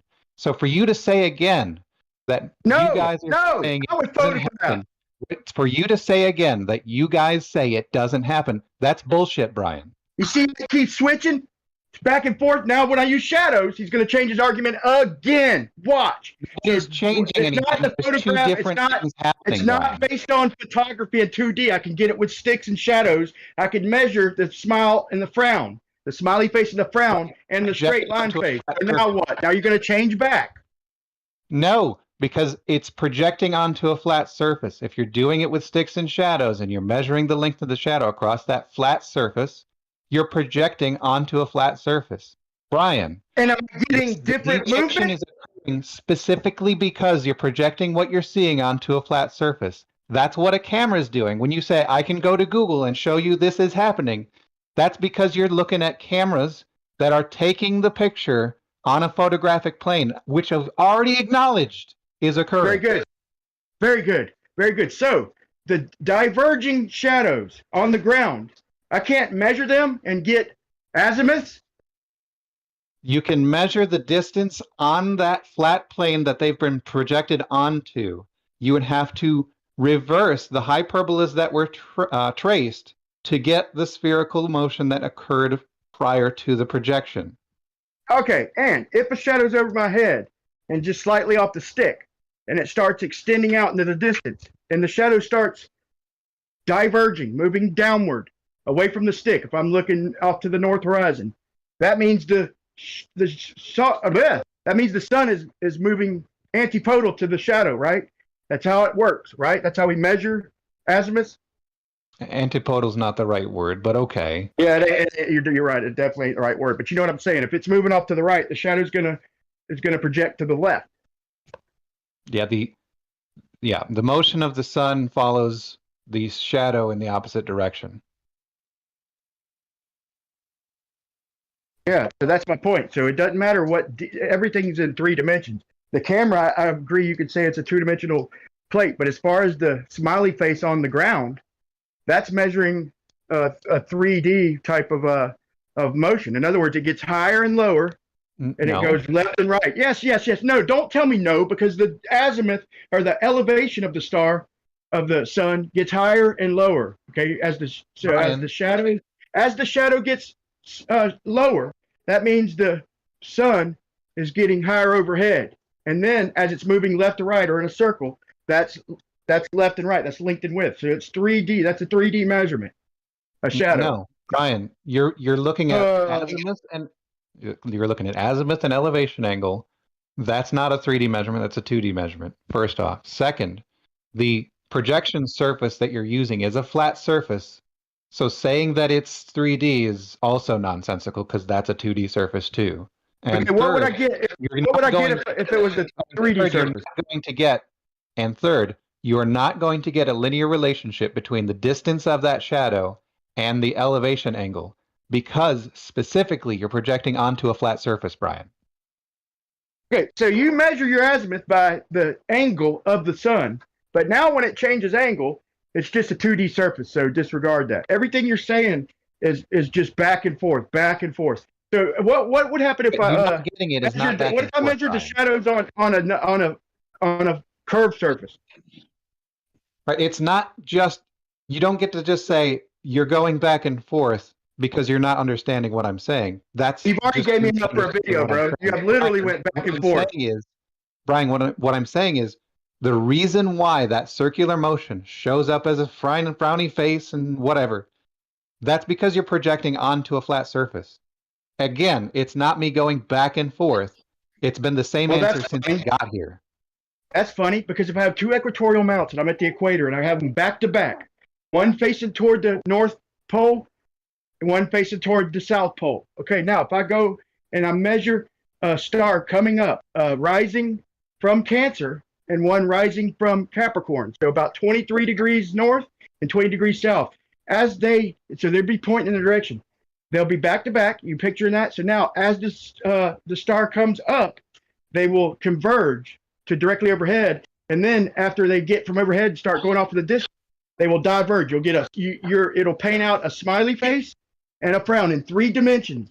It will give you a smiley face and a frown. So don't try that 2D bullshit. No, What other in 3 pattern would you- dimensions, those two mounts will trace circles, and those two circles will lie in planes that are parallel with one another, which means they don't change separation from one another. Brian, now we're getting you're saying somewhere. that you're Now saying he's back that to tracing denying a it. frowny face and a smiley face, when in 3D, what they actually trace are circles. You should acknowledge that you have a You're problem. back to denying it, bro. So now, if I have 2 back-to-back equatorial mounts and the light from the star came in through the telescope onto the ground, and I spray painted the smile and the frown, okay, of each one, and the one, we have 3 of them, 2 of them back to back and a little gap in the middle, so one goes straight overhead. I'm going to spray paint a straight line. If the lens projects wherever the lens projects on the ground and the starlight coming through the other telescopes, I'm gonna project a smiley face and a frown. That's how equatorial mounts work. Now you're back to denying that it happened. I love that. No, Brian, Yeah, how do you're equatorial mounts trying to work? project it onto the ground, which is projecting onto a flat surface, which I said was the problem from the beginning. The 2 equatorial mounts are, as you should be aware by now, polar aligned, so that whenever they're tracking an object, you only rotate one axis. No matter how you align the telescope by declination, both of them will trace out circles. Both of those circles will be in planes that are parallel with one another. Therefore, So they throughout are the course of the diverging then, night, right? neither of those mounts will change separation from one another. So I can measure the divergence, right? No. With the equatorial mount. On one of the, if you take a measure on one of the mounts and drag it to the other mount, that Okay, so the all distance- points across the night, they will have the same separation from one another. Nice. So the distance the telescopes are apart, the lenses, I can take a string line in between the distance and then just follow the star all through the night, and the string won't sag when they're directly overhead, right? Right. So now you're back to not even acknowledging it. So now you're telling me that not back to not acknowledging it, and you don't get to come in with that lie. Bro, you're lying through your fucking teeth, bro. No, you don't get to come in. Relax, guys. Relax, Brian. both of you. How about this? Okay, so now you're telling me sun count's wrong, time and date's wrong. You're telling me stellarium's wrong. Huh? Let's talk about it, bud. That sun calc and time and date are wrong. This is your position from your misunderstanding. Bro, you are literally hitting on sun calc. There is no, Brian, I am not saying that there is no separation occurring when you take a photograph with a camera. There definitely is a change in separation when you're taking a photograph with a camera. What I am saying is that the actual angular separation between those stars does not actually change. When you're recording it with a camera, the change you see is due to the projection onto the photographic plane. When when we're not using a photographic plane, a flat surface, that's because of projection onto a flat plane. So In when we're all using cases physical where you lenses, see this thing appearing to converge and diverge, it's because you're projecting it onto a flat plane. so to point at the star, okay, this is what sun calc shows. Okay, when the star is directly overhead, it literally gives you a stick and a shadow. Okay, or you could use a telescope. You could use whatever you want. He's trying to shit the conversation, so he ain't got to address it. Okay, the lenses. If the stars are deviating off to the horizon, then the string line has to tighten up. Okay, it has to move apart, or else you can't follow it. If it's closer together overhead and then farther apart, which is what sun calc shows, which is what stellarium shows, which is what Google admits, then you will get separation of them lenses. Calc using a Mercator projection. Right. I have a comment to make. I have a comment, Doofus, before you. And it's via super chat. Are you guys feeling this? Because I feel this. Brian and Doofus have not changed the position at all throughout the conversation. You're going circular in the conversation. Sean Smith for a $5 super chat. I'd say go back and listen to Doofus change. Depending on my argument, now he's found a common when he can try and just say everything's two-dimensional. When a stick and a shadow is literally a three-dimensional measurement. It's Brian, this is just your misunderstanding. Doofus is trying to call a stick and a measurement 2 dimensions when it goes up and down in a circle. You're projecting it onto a 2-dimensional plane. Well, That's it's not going nowhere. Come on. I have a question for Brian. Brian, where are we going to get your LIGO measurements? Say that again. When are we going to get your LIGO measurements? Dude, Blue showed me a dam in the middle of the damn circles. He told me that Brian, let me answer. Brian, what? It's a date. It's a date. You need to give a date. No, there's no date. He told me He told me that I would expect. He told me I would expect to see it higher on one side because he showed a dam in the middle of it. So I'm not going to go there expecting to see a different reading than the globe claims. That's bullshit. Okay, so the next question is, since you don't have a telescope, you can't do any measurements on stars. Why you just don't take your auto level out and see if horizontal is the same as a level? It's a simple thing you can do. Here's my telescope. Here's my telescope, Chucky.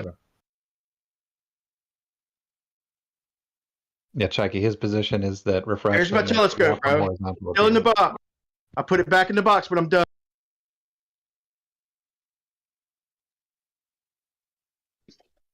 Great. So you got a telescope. Awesome. Good job.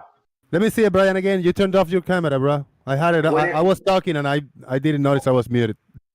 You're muted too, Brian, but we see it now. Yeah. Open up the box and show us where it shows how you polar align it. I'm not doing all that, dude. I ain't got to prove, dude. I got a fucking telescope. Are you kidding me? Yeah. It tells you how to polar align the telescope, right? Yeah, I'm telling you how they work, right? That you freaking if it's at the equator, okay? Then turn it up, man. I want to see. I want to see what you're doing. To track the sun, dude, you can do this in real life. Just look at the sun. It doesn't do straight lines, right? Unless the only place it does straight lines is at the equator. He's trying to take this into 2D. We can all see the sun do smiley faces in the north and frowns in the south. This ain't like a hidden secret. Does that work on a flat Earth? Frowning face in the south? So is that your explanation? How does it work on flat Earth? How does Hold it? on, I want to first acknowledge, do we all agree that the sun does not go straight overhead in the north and south of the equator? Depends on where you're at. But no, I'm saying north and south of the equator, we get smiley faces and frowns, right? Depends on where you're the at. Stars and the sun. I think you just had a long discussion about how the star trail should look. I know, but with doofus, sometimes it's like pulling teeth, bro. I mean, at least you acknowledge the fact okay, that. first of all, Brian, your position, right? Your ultimate position is that the Earth is flat, right? And you're arguing all these things, and you're missing the point. I'm on the fence. How about that? I'm on the fence. None of these things would work on that model anyway. So what are you even arguing? What are you talking about? It wouldn't work. It'd take perspective, right? How would star trails look on flat Earth? Bro, we're not talking about flat Earth, bro. Bro, you think you're gonna weasel? Right. You think you're gonna weasel out of the argument? Flat Earth, I think it's a projection, bro. So if it's a projection, then it works however it works. It's a planetarium. You can make the stars do whatever you want. Projection of what? From where? Whatever, however God does it, bro. It's a planetarium. Oh God! Right. No matter how you project. No, I'm just being. Listen, I'm being facetious, man. To get the point back to. Listen, you acknowledge the fact that the sun deviates off to the right as it sets in the north and south of the equator. But doofus, I acknowledge that don't even happen, bro. Brian, I acknowledge that that's a lie again, Brian. Thank you. Brian, I acknowledge that the sun is time he said something, he has to lie about what I said. Doofus, do you hear Earth is live or study, that's fine. Brian, I acknowledge that the sun and the stars and the moon are doing exactly what I would expect them to do on the model that we have. That's what I acknowledge. Very good, very good. So they are curving off to the right in the north and curving off to the left in the south, right? We can watch the sun do that. Be fucking honest, please, somebody. Listen, Brian, it appears that way, but that's not what they're actually doing, Brian. That's but we see them doing it, right? But that's if we not have a what telescope, they're actually doing. But if we have a telescope, we're gonna have to turn the lens off to the right to follow it, right? No, you're not. Oh my God, dude. Oh my God, dude. I'm trying like hell to reconcile. What are you talking about? No, they're not, bro. Brian, you're watching the thing curve to the right. We gotta try to hear each other. Just like Doofus said, get two telescopes, align them, polar align them. I'm the one who said that, B-ball. Anyway, polar align them because that wouldn't work on the flat Earth anyway. And then watch them track two different stars, and those lines would be parallel, Brian. That's what you would expect on a globe model, bro. Exactly. But when you do that in reality, hold on. Let me finish. What you get in reality is the smiley face and a frown, bro. Yeah, you haven't done it in reality, Brian. As long as those, I'll make it very clear. Bro, as long as those two scopes are not. Just by you saying that, I know you don't have an EQ mount, bro. Just by you saying that, I know for a fact you don't have a fucking EQ mount. All right, let's hear Doofus. Go ahead, man. Let's try to hear the point. All right. So I'll make it very clear that if your software is not correcting for refraction, then of course this is will always hold true. The EQ mounts for two observations, as long as they're polar aligned and for some reason they shared an axis, if you tied a string to one and tied a string to the other one, they would, by definition, because they're tracing circles that are parallel to one another, or circles and planes that are parallel to one another, by definition, they cannot possibly change distance from each other. Not possible. Great. Now, why do we get a smiley face and a frown then when we track them? We literally have to turn to the right to stay on the stars in the north, and we literally have to turn to the left just a little bit, but it's definitely measurable according to Google.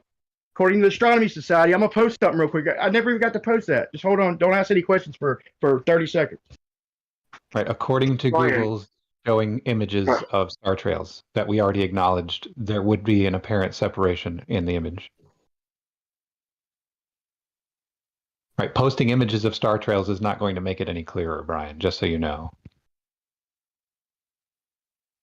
Good times, good times. Shout out to everybody watching. 50 plus watching in the past, like half an hour. Being over 50 people watching. Thank you for coming in. Hit that like, guys. Hit that thumbs up. That helps a lot. And if you cannot super chat or PayPal, just the thumbs up and share the show helps. So go ahead, guys. Yeah, I'm enjoying this. You have to understand what you would see if you were standing inside of either a sphere or something with parallel lines drawn on the outside. If you stood inside of it and took a picture, the lines on the top and the lines on the bottom would appear to deviate from each other. But we understand that that's not what they're actually doing. Does that make sense, Brian? He'll be gone for a minute. I'm looking for some stuff. By the on way, you don't need 2 telescopes. You just need 1 telescope, a long exposure photograph. I have a question. I haven't done any of these things, but my question is, if we set 2 equatorial mounts and we set them to follow, each of them follows a different star. Is it the case that at every moment, if you take if you take the angle between the 2 equatorial mounts, does the angle remains the same?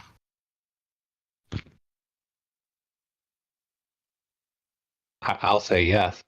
Yeah, because this is what I haven't done any of these things. I have only tried to think about what would happen, and this is the thing that I can assure was the thing that you claimed from the very beginning and never changed, contrary to what Brian said. Okay. Can I read this, please? Okay, I'm gonna read this. This is from the Astronomy Society. Okay. Okay. This is using a Nikon rectilinear with anyway, the information's up there. It's ISO. Aim your camera to the east or west, and the story changes. There you'll find the celestial equator, and you'll see how stars follow 3 different paths. Okay. Then it says, on the celestial equator, stars follow a straight line, but they tend to curve away on both sides of the equator. This is a very spectacular pattern. Okay, it is in stellarium. Now, what Doofus is saying, yeah, that's great. That's how it should work. Okay, but that's not how it works. When we follow the sun from the equator, not what I'm saying either, Brian. We're pointing to the north. Our telescope does a gentle smiley face. When we point that telescope, same one with EQ mount, to the south horizon, southeast or southwest, I want to say, and follow it, or southeast, we get a gentle frown. It is tightening and loosening if you had a string in between the lenses, and that's not how it should work. As soon as I left, they started talking about how it's just visual. But if I'm pointing a telescope at it and it deviates, then it can't be just visual. You can't invoke perspective with your stars trillions of miles away, in my opinion. So Brian, what do you think is going on? Hold on a second, because I'm going to address it, because he misrepresented my position once again. Brian, I have to ask you, is it because you don't know what words I'm saying, or because you have to say them wrong? Bro, that's just a lovely tactic you're using, bro. Lovely tactic. What? Answer the question, because every time I've said it one way, and every time you recount my position, you say it a different way. Why? You said they're parallel, going overhead. You said that the telescope is going to stay parallel from horizon to horizon with the star over Cancer, Capricorn, and the equator. Okay, that's not what I just read. That's not what SunCalc shows. That's not what freaking Stellarium shows. Okay, now don't use your 2D bullshit argument. This is literal separation that they're discussing. 3 different paths. Now, so you tell me what your response is, and stick with it. Right, I did stick with it from the beginning of this conversation. And if you look at SunCalc and Stellarium with specific attention to the direction in angular measure for those objects throughout the course of the night, find the difference in the angles for those objects, and you will find that in Stellarium, they won't change angular separation throughout the course of an entire night. They will, however, when shown on the screen, be projected such that they appear to deviate. That's not actually occurring. You see it on your screen, but the angular separation for the stars, as you look at them, will always be the same throughout the whole night, Brian. Okay, so there is not 3 separate paths, right? So what Google just said, that the ones appear to go straight. So if I follow them, hold on, let me finish, man. You fucking lied about my position again. Doofus, it's okay. Tactics, bro. Your dirty It's tactics. all right, Brian. It's all right. Yeah, make your point. Doofus, just let him say his piece, and then you can go ahead again. Nobody's going to keep lying about my position every time. It's all right. You know what? You know what? Whether we're gonna agree and disagree. Points are gonna be misrepresented. Lies is gonna be told, but you gotta wait your turn, and then you say if there was a lie, where was it? But you gotta wait till the end. Yeah, I know it's gonna be rough to let people just in our faces mischaracterize our points, but it's gonna happen. Let it happen, and then you'll have your chance to redeem yourself. On whatever he say. Brian, go ahead. If I'm watching a star over the equator through one tight-knit telescope, I got it zoomed in. Then I got it one zoomed in over a star up overhead over Capricorn and one over Cancer. You're trying to tell me that the telescopes are going to stay parallel, but that would mean that there's not three separate paths. The spectacular paths that Google was talking about, the one Stellarium show. Okay, so it is toward the horizon, and it ain't much. So you can say whatever you want with the almanac. It still goes to negative once you cross the equator, from positive to negative. So that's showing it with the math alone, showing that it's that there's deviation just with the math. Why would it go from positive to negative if it? Right, But besides that, my last thing is we see the sun go to set in the north, and we see it curve to the right. To keep looking at it, we gotta from overhead to setting. We got to, do a little smiley face with the telescope. He's denying that. Sorry. Doofus. All right. Real quick. When you say Google says there are three separate paths, and then you follow that up with, and Doofus says there shouldn't be, that part is the lie. That's the part that you keep repeating, that you're saying that I'm saying. I'm not saying that. Brian, the photograph, because by the way, your source says using a camera, using a photograph and projecting it onto a flat photographic plane causes this to occur. The actual angular separation does not change, but when you take a photograph of circular motion, that happens on a flat photographic plane. Look at your own goddamn source that you posted. Yeah, very good. So if I follow it with a telescope, okay, you're telling me that I don't get a smiley face and a frown like I do in reality? In your mind, hold on. In your mind, I don't get a smiley face and a frown from the equator. In reality, I most certainly fucking do get a smiley face and a frown. No, yes, you do, man. What you get on a telescope mount, on an EQ mount, is you get circles. Those circles lie in planes that are perpendicular to the polar alignment axis. You're polar aligning that thing such that you're polar aligning that EQ mount such that every circle that it traces will be in a plane perpendicular to that axis that you aligned, Brian. If it's that simple, Sean Hawkins would have figured it out, bro.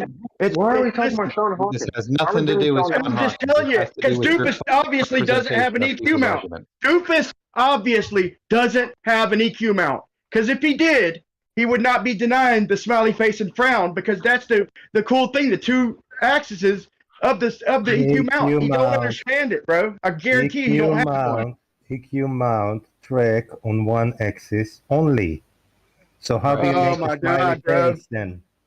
Okay, you're telling me that the EQ mount only has one axis, bro. How could I tilt it down? Listen carefully. Listen carefully. Look, y'all need to study up. I'm out here. But I'm not Brian, if you talk, you can't hear me. EQ mount tracks on one axis only. Tracks, I said, not has. I said tracks on one axis. You obviously don't have an EQ mount either. Oh, I do. You want to be careful, Brian. Can I mention one thing, please? Yeah. Brian, there's two words you you misinterpreted in that thing you read. Tends to. Tends to. What do those words mean? Tends to. Tends to. I don't know. Go me. It means it looks like it has a tendency, like it seems to. Like you say some to somebody, you tend to be very optimistic to me. It's an observation. Did say three different paths, right? I'm just telling you. Listen, it looks like three different paths, but they don't. They don't actually diverge and go in that path. For God's sakes, people, look at the sun. Just look at the sun where you're at. Watch as it rises. Watch how it gets closer overhead. This is not That's called glare. big That's called glare, secret, Brian, y'all. by the way, not closer. It's called glare. It looks closer, but it's not. Glare has No, a thing. listen. When the sun rises, if you watch it rise over the ocean or over whatever, as it gets overhead in the north, it gets closer to you from east-west, and then as it goes to set, it starts curving back off to the north. It makes a smiley face. To follow it, you have to stay pointed at it. I don't know why. This isn't a big celestial secret. This is what the sun does. Why are y'all arguing reality? The sun We're not tends to arguing move reality, in a man. straight line over us. It appears to look curved because of perspective. That's how Because, perspective works on a Brian, 3D plane. That's fair. You're If you want to arguing invoke that perspective, if you see, at least she's You're- invoking something real. So if you want to Brian, invoke perspective, we can talk about that. They're Brian, denying it. you're arguing that the stars in the northern hemisphere and the stars in the southern hemisphere are deviating away from each other. This is your entire argument, correct? Bro, go to sun calc and move the sun, and you'll see the shadow. Okay, I you don't don't have care to. what I'm looking. You don't I even have to put care a shadow about up in real life. The shadow getting a traces little the rather- smiley face. You are looking at parallel lines on the inside of a sphere. Parallel lines, Brian. Eric is live. I just want to know. I would just want to make sure that Glover Mom, if you had any follow up to your point, because you got kind of jumping. No, I just wanted to make sure that Brian knew it was perspective, what we actually see versus what's actual reality. But you at least acknowledge that we see it, and to follow it with a telescope, we're going to have to aim at it. At least you give me that, right? You aim it on the star, and it will track the star. Even if it appears to go in a curve, it'll still track the star. Thank you. They're denying that. No, they're not Nobody's denying denying that. anything. They're not denying They that, most certainly Brian. are too. They're telling me that I'm not going to get a smiley face shape with my lens and a frown shape with my lens. When you follow with a telescope, you're not going to see the smiley face. No, but if you It's going to be on the star. listen, if the smiley face, if you trace the light coming through the lens, like shining onto the ground, this is in sun calc, people. Like I said, it shows a smiley face. The shadow shows a smiley face. In the south, it shows a frown, and directly overhead, you trace a straight line. So all three of these are happening at once.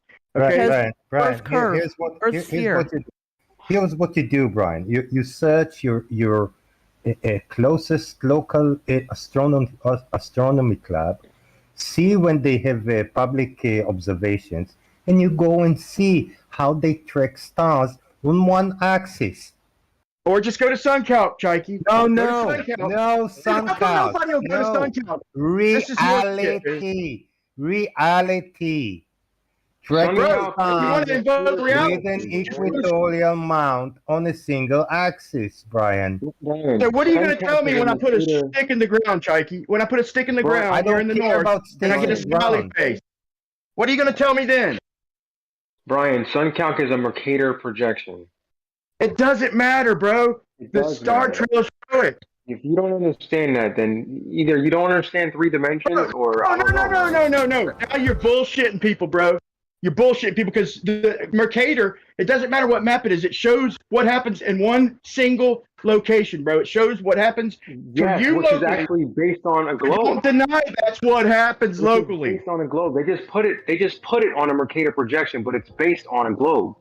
The map, You the shadow's not on a projection, bro. The shadow represents local ground. Look like. It's showing you what it would look like. I can't take no more of this, Jose. Jose, they're denying sun calc now. Nobody's denying anything. Nobody's denying sun calc, Brian. Jesus. No. Okay, so does my shadow give me a fucking smiley face or not? Yes, it does, The and it doesn't. hyperbolas that are drawn- Is it the because I'm living on a Mercator?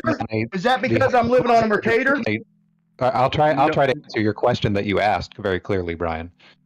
The hyperbolas that you trace onto a surface on the ground is not, I'll say it again, is not just a smiley face. And a hyperbola shows you that the circular motion the sun is in a plane that's not parallel with the surface of the ground, aka flat Earth dead right there. So now the stars are going overhead parallel, right? So now they're all parallel. No deviation. No apparent deviation, no nothing, right? They've always been, Brian. If you look in any celestial navigation almanac, the right ascension and declination for any star in the celestial sphere is always the same throughout the course of a single night. Yes, but it mathematically separates them, bro. Once again, it goes from No, it 0 doesn't. to In the negative almanac. 1, positive. No, it doesn't go from positive 1 to 0 to negative 1. Nope, not in the almanac. The right ascension and declination is the same throughout the entire night. To solve your line of position, you don't have to use positive, negative, and 0 position. Oh my God, bro. You have no idea, bro. Right ascension, and I'll just highlight this for you to take away and then take to your buddies to gloat over them too. You're saying that right ascension and declination for a star changes over the course of a single night. You're saying that right now. No, I'm telling you to solve my location. A star in south the equator, I have to put in a negative. To solve for a star in the north, I have to put in a positive. No, you don't, Brian. What the fuck, dude? Really, dude? Really? I don't Yes. put in negative. I don't use the negative cosine for stars south the equator. Is that the new? Dude, y'all just say any fucking thing, dude. This isn't even fair. If you could just say any bullshit that you could think of, then this ain't fair. Negative cosine. No. Negative on the equator. You don't use negative. You don't put in the cosine as negative. Hey guys, that doesn't hold make on. any sense, Brian. Hold on, Because Davis. cosine of 0 is 1, and either side of 1 is still a positive number. So I it just must want go to from ask 0 to 180 Brian. then, right? Listen to me. Brian, do you believe that all these guys cannot understand the truth that you're speaking of today? Do you believe that? I think They they're cannot denying the smiley face, the frown, and the straight line, bro. We can't get past that to acknowledge it.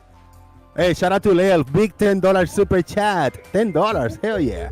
Glover I Mom. promise you, they don't have BQ mounts, Jose. Hold on, let me read this. This is from Leo to Glover Mom. Do you have a problem with smiley faces? And Brian, shadows are projection of light blocked by an object. A shadow is a projection of light blocked by an object. That's it. Agreed. Let me ask Glover Mommy, do you have any problem with smiley faces? That's Leo asking. No, I have no issues with smiley faces. Not at all. Or frowns. You want to frown? Frown. Go for it.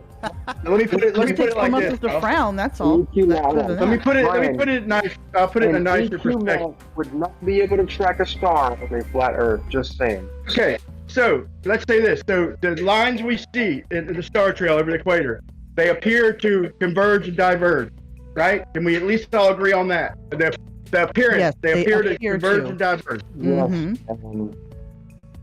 Okay, does everybody agree with that? Chaiki?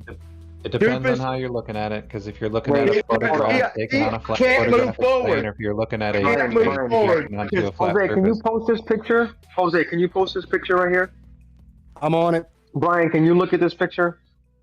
Yes, I will, but I refuse to move forward until he agrees that what we see Okay, well, we're are gonna straight refuse, lines we're gonna overhead. refuse to move forward until you look at this picture. Yeah, let's move forward. I got you. Are you showing the picture? Yeah, Brian, these lines are parallel, Brian.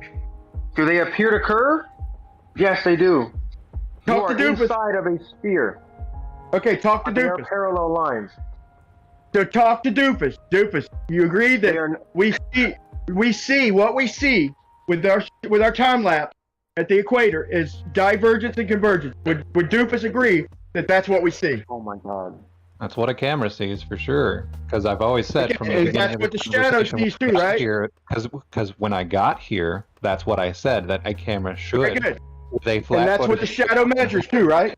Thank you for cutting in, Brian. Motherfucker. No, it's a yes or no. We don't need your life story, bro. It's a yes or no question. It's all right, Brian. It's all right. To hear. No, because he's gonna go back and be like, "Oh, see, I got all the Glovers to agree that they Yeah, do it." That's bullshit, bro. Bullshit, bro. What the fuck? Is that how you talk about me when I'm not here?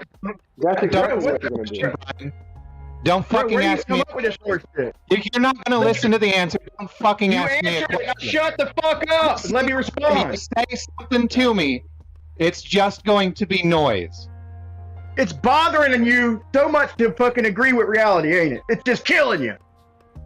Doesn't have to do with what you think reality is, Brian. I'm going to Can you agree give me a clear answer? reality. Okay. Instead, in So actual now- reality, whenever a camera has a flat photographic plane looking at circular motion, you should expect to see this sort of convergence and divergence on that So flat we do photographic see plane. it, right? So we do When we see. actually So our measure in shadows. reality, when So we our actually shadows. however, God. when we actually measure in reality, Brian, I know you want to blot it out because it's so fucking inconvenient, but when we actually measure in reality, the angular separation between stars throughout the course of an entire night, when we take measurements using Okay, like we actual said. tools, then the separation isn't actually occurring in reality. I got it. So what he's saying is the shadows don't. Are you telling me the shadows don't portray it, but looking at it does? Oh So in my other God, words, the Brian. camera does, but the shadows don't. So just answer this question: are the shadows portraying a smiley face and a frown?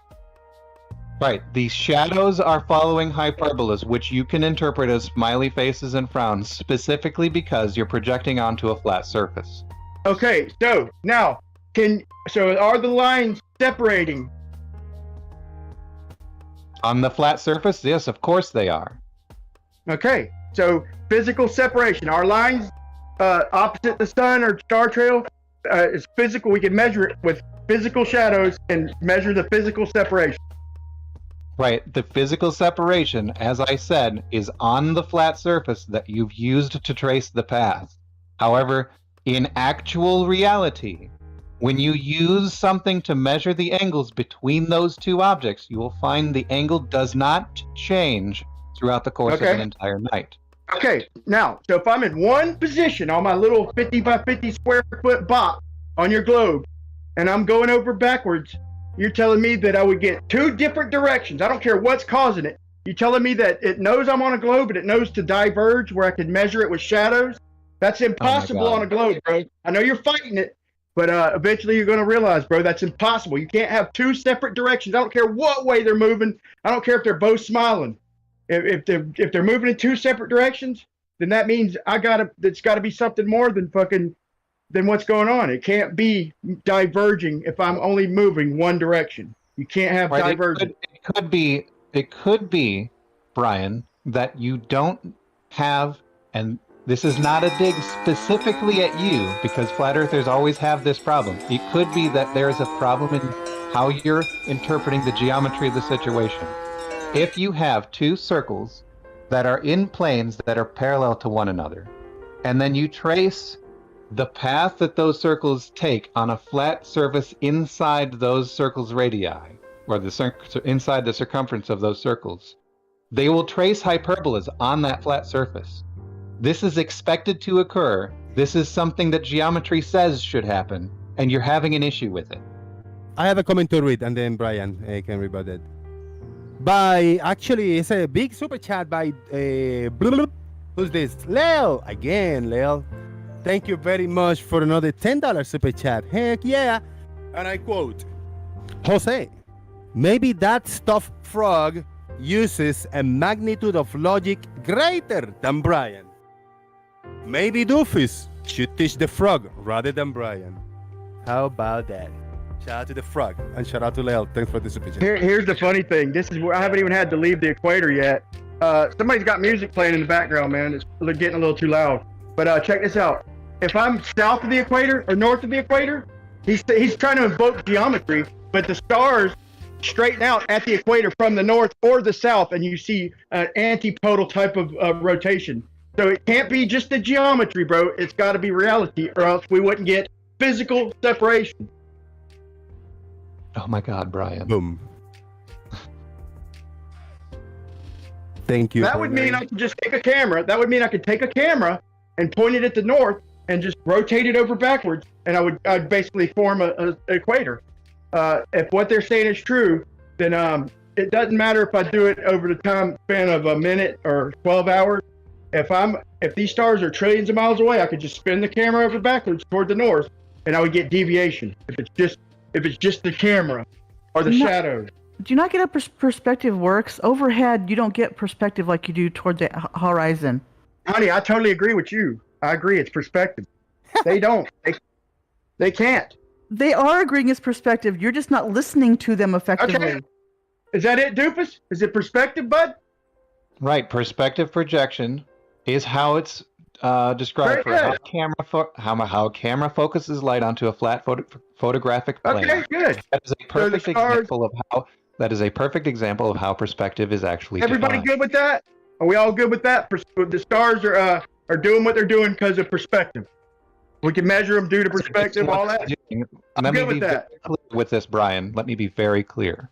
The stars are doing what they're doing on that flat photographic plane exclusively due to perspective. That's clear. We don't measure through perspective, Brian. Very good. Welcome to Flat Earth.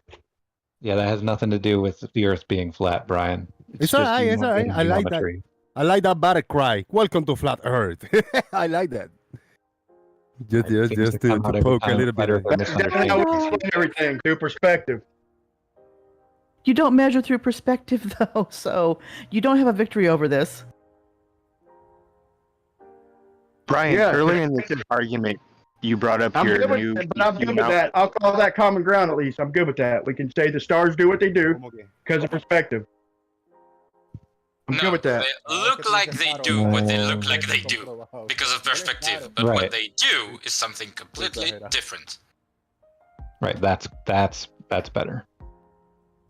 Sorry for the hot mic. I'll mute myself. Sophistry at its best. So they do show perspective, but they're not really doing what we think we're seeing. And dude, just a bunch of fucking horseshit sophistry. I'm good with perspective. We can move on, man. I'm good with that. Doofus, I'm going to hold you to it, though. There are two things happening. One is... Let me finish. Next time we come in this room, the other remember, is actually measured between each other. Those are two different things. Don't try to change your story later on tonight when you're over at our streams and try and say you didn't say perspective. You said perspective, now stick to it like a fucking man with gonads. Okay, let's do it like a man then. Calm down, please, Brian. Guys. Fucking got here. The moment I got here, that the way it's projected onto a flat plane is the reason why it appears the way it appears. If you're asking me to stick to my guns, what I said when I came in here is still true the moment I arrived. Listen to him squirm. Is the reason why those circular paths, that circular motion appears to deviate on a flat photographic plane. I said that when I got here. You seem to think, like a dumbass, that I've changed my story. My story hasn't fucking changed the entire time pal. Here. Either it's perspective or it isn't, bud. Yes or no? Is it perspective? Brian, projection on the flat paper is what is perspective. Yeah, on a projection on the flat paper, yes. The answer is yes, but not in general, like in real life. It was implied. It was not really said out loud. But no, he's invoking. So we can measure it with shadows, though, right, Doofus? We can measure it with shadows.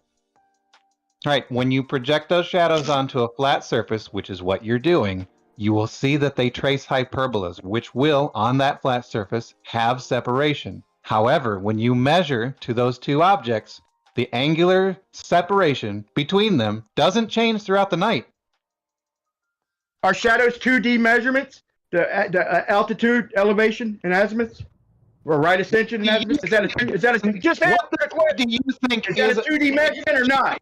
Being traced onto a 2D surface, do you think the measurements you take from that 2D surface are 2D, yes or no? It's a simple question, bro. Are the shadow measurements of elevation and altitude 2D measurements? Don't squirm. Guys. You're asking, are the 2D surface measurements 2D or not? The answer is fucking yes. Of course they are. All right, guys. I got 2 comments to read over here, so please allow me to. The first one is via super chat by Leo for another $5. Thank you, Leo, for the $5. I appreciate your support today, man. Big time. Leo says, Doofus, please teach the frog, and he will learn faster by a factor of 5,000 than Brian. Shout out to Leo. Got all the kudos from Leo today. Thank you, Leo. Appreciate that. And we have a $10 PayPal by Jomongoose. Jomongoose, shout out to you, bro. He say, bro, today's show has been next level, bro. From the amazing guest, bro, to the perfect background music, bro. My day started out with a frown, bro, but now it's a happy face, bro. Shout out to Jamungus, bro. Thank you. So what Doofus or B-Ball tried to show was inverted geometry. Okay, the way perspective works in reality and if we were inside of a sphere, the lines would converge. Anything going off into the distance, like railroad track or jet trails, converge. You are lying to people or lying to yourself, so I don't know which it is, but do you want to call shadow measurement two-dimensional now on top of everything else? Bro, that is dishonesty. Azimuth alone, the altitude and azimuth are X, Y, and Z, three-dimensional. You're not being honest. You do realize that when we look at the stars, Shadows on a 2D surface are 2D measurements, Brian. Jesus fucking Christ. I'm saying when this. we look at the stars, we see a wide angle. We don't see like we're down a freaking corridor, like on railroad tracks. There's a difference. That's perspective difference right there. Yeah, I agree with that. But they're showing you the outside of a sphere. They're showing you the convex apparent of a sphere, not concave, like if we're inside a sphere. Brian, you said you got a new EQ mount for your telescope. Is that correct? No, I don't have a new EQ mount. Oh, I just know they don't have EQ mounts because they don't know how they work. That's why. Why do you have one? No, but you were saying that yours traveled Okay, well, listen. the axis of rotation, and we're going to ask you for more information about that because my understanding is I've worked with EQ mount. I've worked with them. I don't have one with me right now. He almost got to the end, Brian. He almost got to the end of the statement. Yeah, no, I need to shut up. Sorry, man. Go ahead. That was rude. No problem. Just my understanding of EQ mounts is they work in one axis. Am I incorrect in that? No, they work in two axes, left, right, up, and down. Two axes. They're lying. Equal amount. That's what makes it special. If you didn't do that, it wouldn't be special. But they only have one motor drive. There's only one motor drive. You set the declination and you leave it, and then it drives in hour angle. Correct? No, it's got a 360 degree swivel that literally swivels. So in other words, if you take your upside down, so it'd be a frown if you're looking north. If you're looking north, it would be like a dome over your head, and it would lay down a big circle toward the North Pole, and then it would so that would project a smiley face, but it would literally be a frown.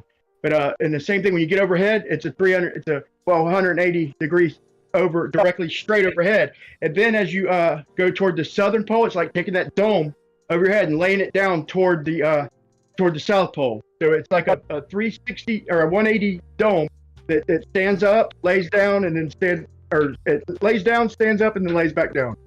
But to be clear, the horizontal circle, which is tilted for declination, makes a circle that is parallel to the equatorial plane. No, So it's not. No, it's that's the hour angle to which it has the motor drive. That hour angle has the motor drive, and the declination is set for your latitude and does not have a motor drive. Sure, you could do it with it. You could do it with the theodolite then, right? One motor drive, one You axis. just disagreed with the basic operation. Brian, you just disagreed with the basic Bro, operation. I'm just telling you how it works. I've used it. Okay, listen. If you're right overhead, okay, wherever you're at, you don't have to be at the equator. It's like laying your dome, your 180 degree dome overhead. In the distance, it's at the ground, and it comes up over your head and then back to the ground in the distance. It's like a straight line dome. Okay, the further you look away, that dome goes to lay down. It's like the bottom where it meets the ground is still over you in the distance, but the further you look, the more that dome lays down sideways. So it's like it's hard to explain, but it's really, just look it up. Can I give a shout out to Brainary, who sent me a laughing pear emoji with 100 sex. Thank you very much for 100 sex, Brainary, with the laughing pear emoji. Shout out to you. Right, I'll bring it up again because it seems Brian missed it. Let me show you this, okay? If you're looking at stars, the EQ mount, if the EQ mount is set up for a particular declination and it tracks around in a circle, it will trace the circle that is in a plane parallel to the equatorial plane. You said no. I challenge you Brian. this, then. I challenge you this. Okay, from 30 degrees north or wherever you're at north, track a star on the other side of the equator. Show me what the EQ mount does. It follows a circle. Just show me, bro. Show me which way it goes. Or in fact, show me from the equator. Show me the track that it takes. Tell me it's not going to make a frown and a Follows smiley another face. circle, Brian. And Show no me matter the what shadow. no matter what you're pointing at, the end of the lens of the telescope will always, every single time, always follow a circle. No, yes, it'll follow a sideways circle, okay? A sideways circle. Unless you're straight overhead, then it'll be a circle. If you're not straight overhead, you're going to get a angled circle. I don't know why you're denying this. This should be embarrassing. An angled circle? Can you please draw what an angled circle looks like? Just go to sun count, bud. Just go to sun count. Take a circle and lay it down. Angled circle. Okay, so Yeah, an like angled circle an must not oval. be a circle. Can you draw An an oval. angled circle for us? Yeah, So it's the gonna be an sun oval, doesn't right? make not. We're back. See what they do? We're back to the sun doing smiley faces and frowns. That's literally back to where we're at. It's a joke, Brian, dude. It's I'm actually sophistry. looking for an EQ mount that operates in mechanically in more than one Just go to axis. sun I can't count, bud. find one.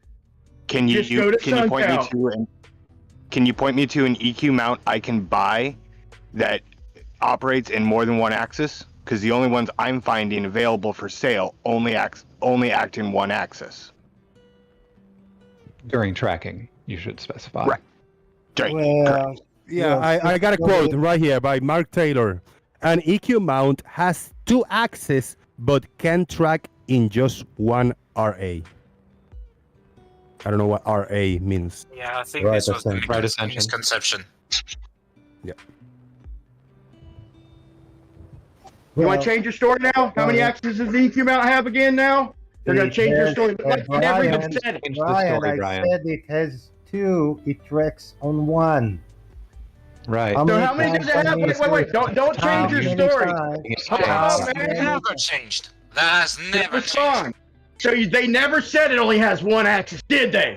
No. No, it did not. It only has So Brian. it's only had one axis the whole time, right? No. Brian. Nobody has ever said it only has one axis. You What? just said it only has one axis. No, No. yelling, everybody, no yelling. No, Listening. to be fair to Brian, Yes, I did yes. misspeak. I did say that. That was on me. I don't know a whole lot about these things. I'm just trying It to learn. wasn't just you, Bud. You're the only one honest. They all said it. I misspoke. No, What I Brian, meant was it only said it. tracked in one axis. One second. What Chaiki said was not that the EQ mount has only one axis. What Chaiki No. said is it tracks using only one axis. Bro, you all agreed with that guy who just spoke up and humbled himself like a fucking man with a set. No, we didn't. We're all wrong No, we sometimes. didn't. Y'all We all didn't. agreed with him. Too, When Brian, did because you I guys agree? responded. I said you should say it tracks in one axis. I said that out loud to the room. So when you say we all agreed, Brian, you're fucking making shit up again. So it has more than one axis, right? It has Only using one to do the tracking. Yeah, it has declination and hour angle. And the motor, the singular motor, tracks in the hour angle. The declination is not motor driven. Well, it is. Since I never seen a motor nobody- driven. Since polar alignment, perfect polar alignment is very difficult. So it's a simple question. Back at the beginning, if I follow the sun at Capricorn from the equator, do I get a frown? Brian, is this an angle circle? What I just sharing the screen? and Yeah, turning the- exactly. Yeah, It's an cut that in angle half with circle. hey, take a straight line in the middle of the page from the right to the left, in the very middle of the page, Right. from right to left. You follow the sun I can't. with yeah. with the equatorial mount. You track a circle. You know what the compass is? You know. No, hold on. Let Jose draw the line. Brian, I didn't finish. You put one leg of the compass at some point, and you rotate it around it, and that's a circle. That's what the equatorial mount does exactly. One Okay, let leg Jose is draw a line. fixed to the ground, and the other leg Like, is tracking a circle. All right, I want to do this exercise. What you got, Brian? You want me From to the draw middle of the something? paper, hey, from the middle of the paper off to the right, and the middle of the paper to the left, draw a straight line across. Right. And then shade in the bottom. Okay. Let me draw a line. I got a line here from the left to the right. Yep, right in the middle. Again, a little thinner. So That's perfect. That's good. Now, shade the whole bottom. Now this shaded. Okay. Shaded like this. Okay. Of the circle. You're getting good at this shit, man. Everything. Yeah, no, shade the whole. Yeah, but shade the whole page though. Shade everything outside the circle at the bottom too. Okay. Let me. We don't get. You're getting really good at this, man. Not really, but I mean, It's hard, man. There you go. Now you see. So on top of that, that represents. See that circle on the top. If you're at the equator, okay. If you're tracking a star, the top represents straight overhead. So even if you lay it all the way down toward Polaris, that's the way the mount goes, okay? And then you stand up, and it's going to be a straight line overhead. And then you could lay it down the other way to track toward Sigma Octantis. That the straight lines are always dead overhead represents. In other words, the middle of that circle always represents straight overhead. So you're always going to get a smiley face or a frown or a straight line if it's directly overhead. There's no getting around it. That's how EQ mounts work. Right. Brian, you can't think in 3D. No matter what star you're pointed at, no matter where it is in the sky, no matter where you are located on Earth, all of the time, there is the end of the lens is tracing a circle, and that circle is in a plane parallel to the equatorial plane on the EQ mount. That is always true for all stars everywhere on Earth. Doofus, I'm not interested in your simple two-dimensional argument. What I'm talking about right here is the center of that circle. Listen, hold on. The center of that circle, the center will always represent the highest that star gets. So the further you go toward the south or the north, the further that circle lays down. But the center of that circle will always represent its highest point in the 180-degree horizon to horizon. So I'm just trying to learn this argument, and forgive me if I'm bringing the conversation backwards.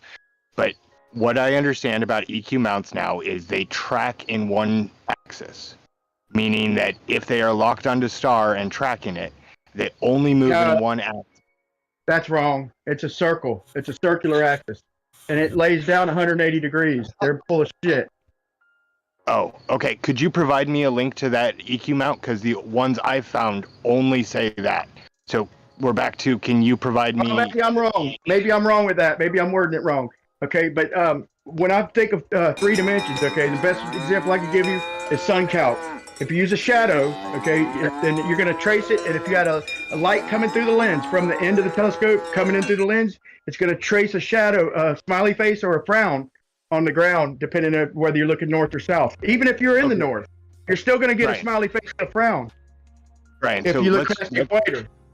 Let's forget about sun calc because you didn't program it, neither did I. We're not exactly sure how it works. So we're just going to set it aside for a minute. We're going to do our own observations. And for our own observation, we're going to get an EQ mount.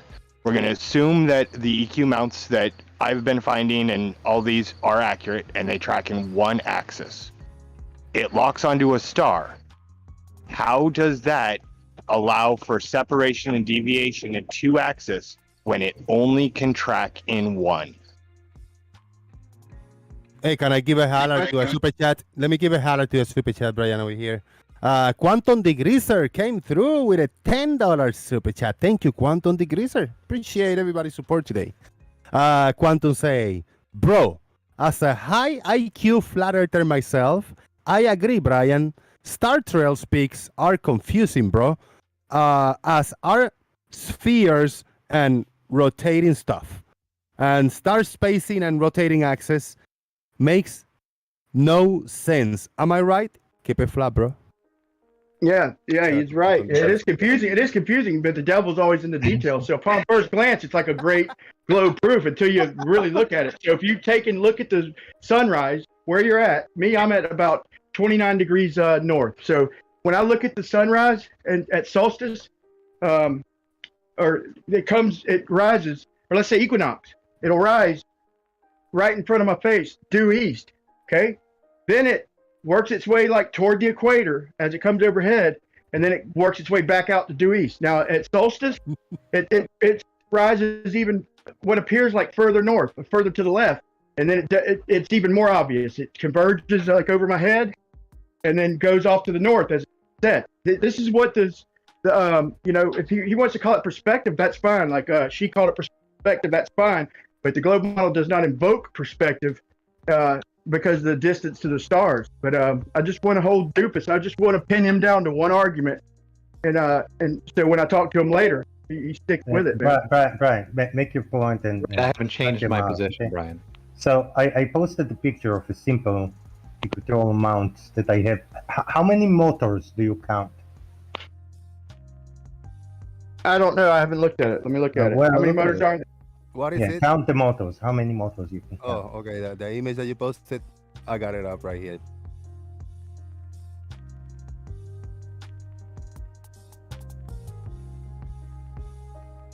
I don't understand. Is this one motor in the left? Is this a motor right That's here? one motor, yeah. That's it. That's all he has. That's all you can count. I don't think Oh, the oh, there's no. motor hiding down here. or no. inside here.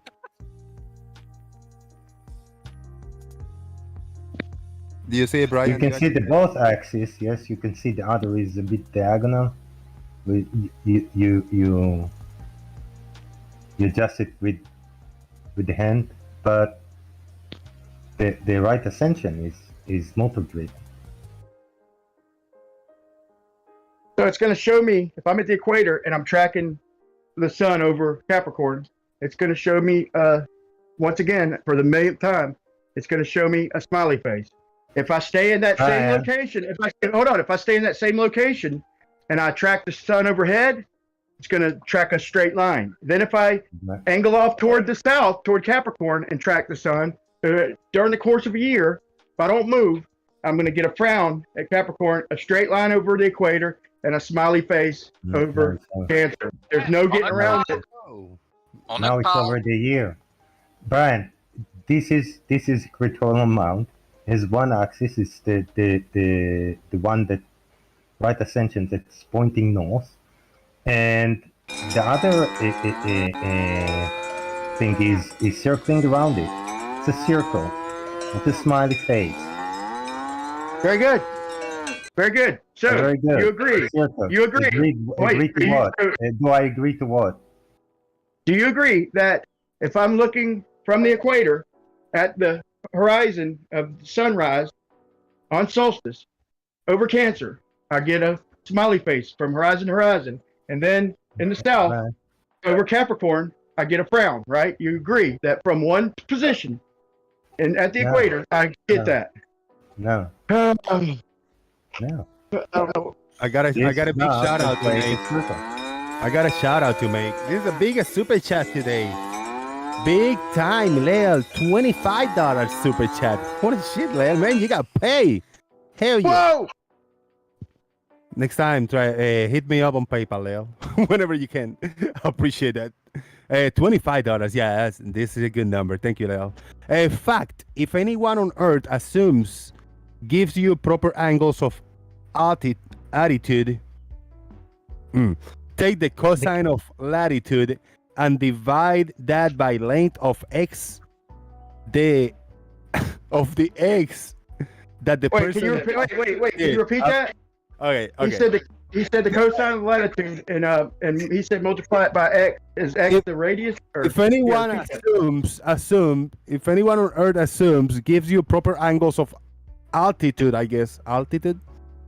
take the cosine of latitude and divide that by the length of x. That person. We gotta know what x is. Determine the length of the shadow. I butchered in this layer. That's why I got it on screen. Right. I think when he said assumes, he means assumes a spherical Earth or assumes a globe. Right. And then you take the cosine of the latitude, divide by the length of x that person has. They'll be able to accurately determine the length of the shadow.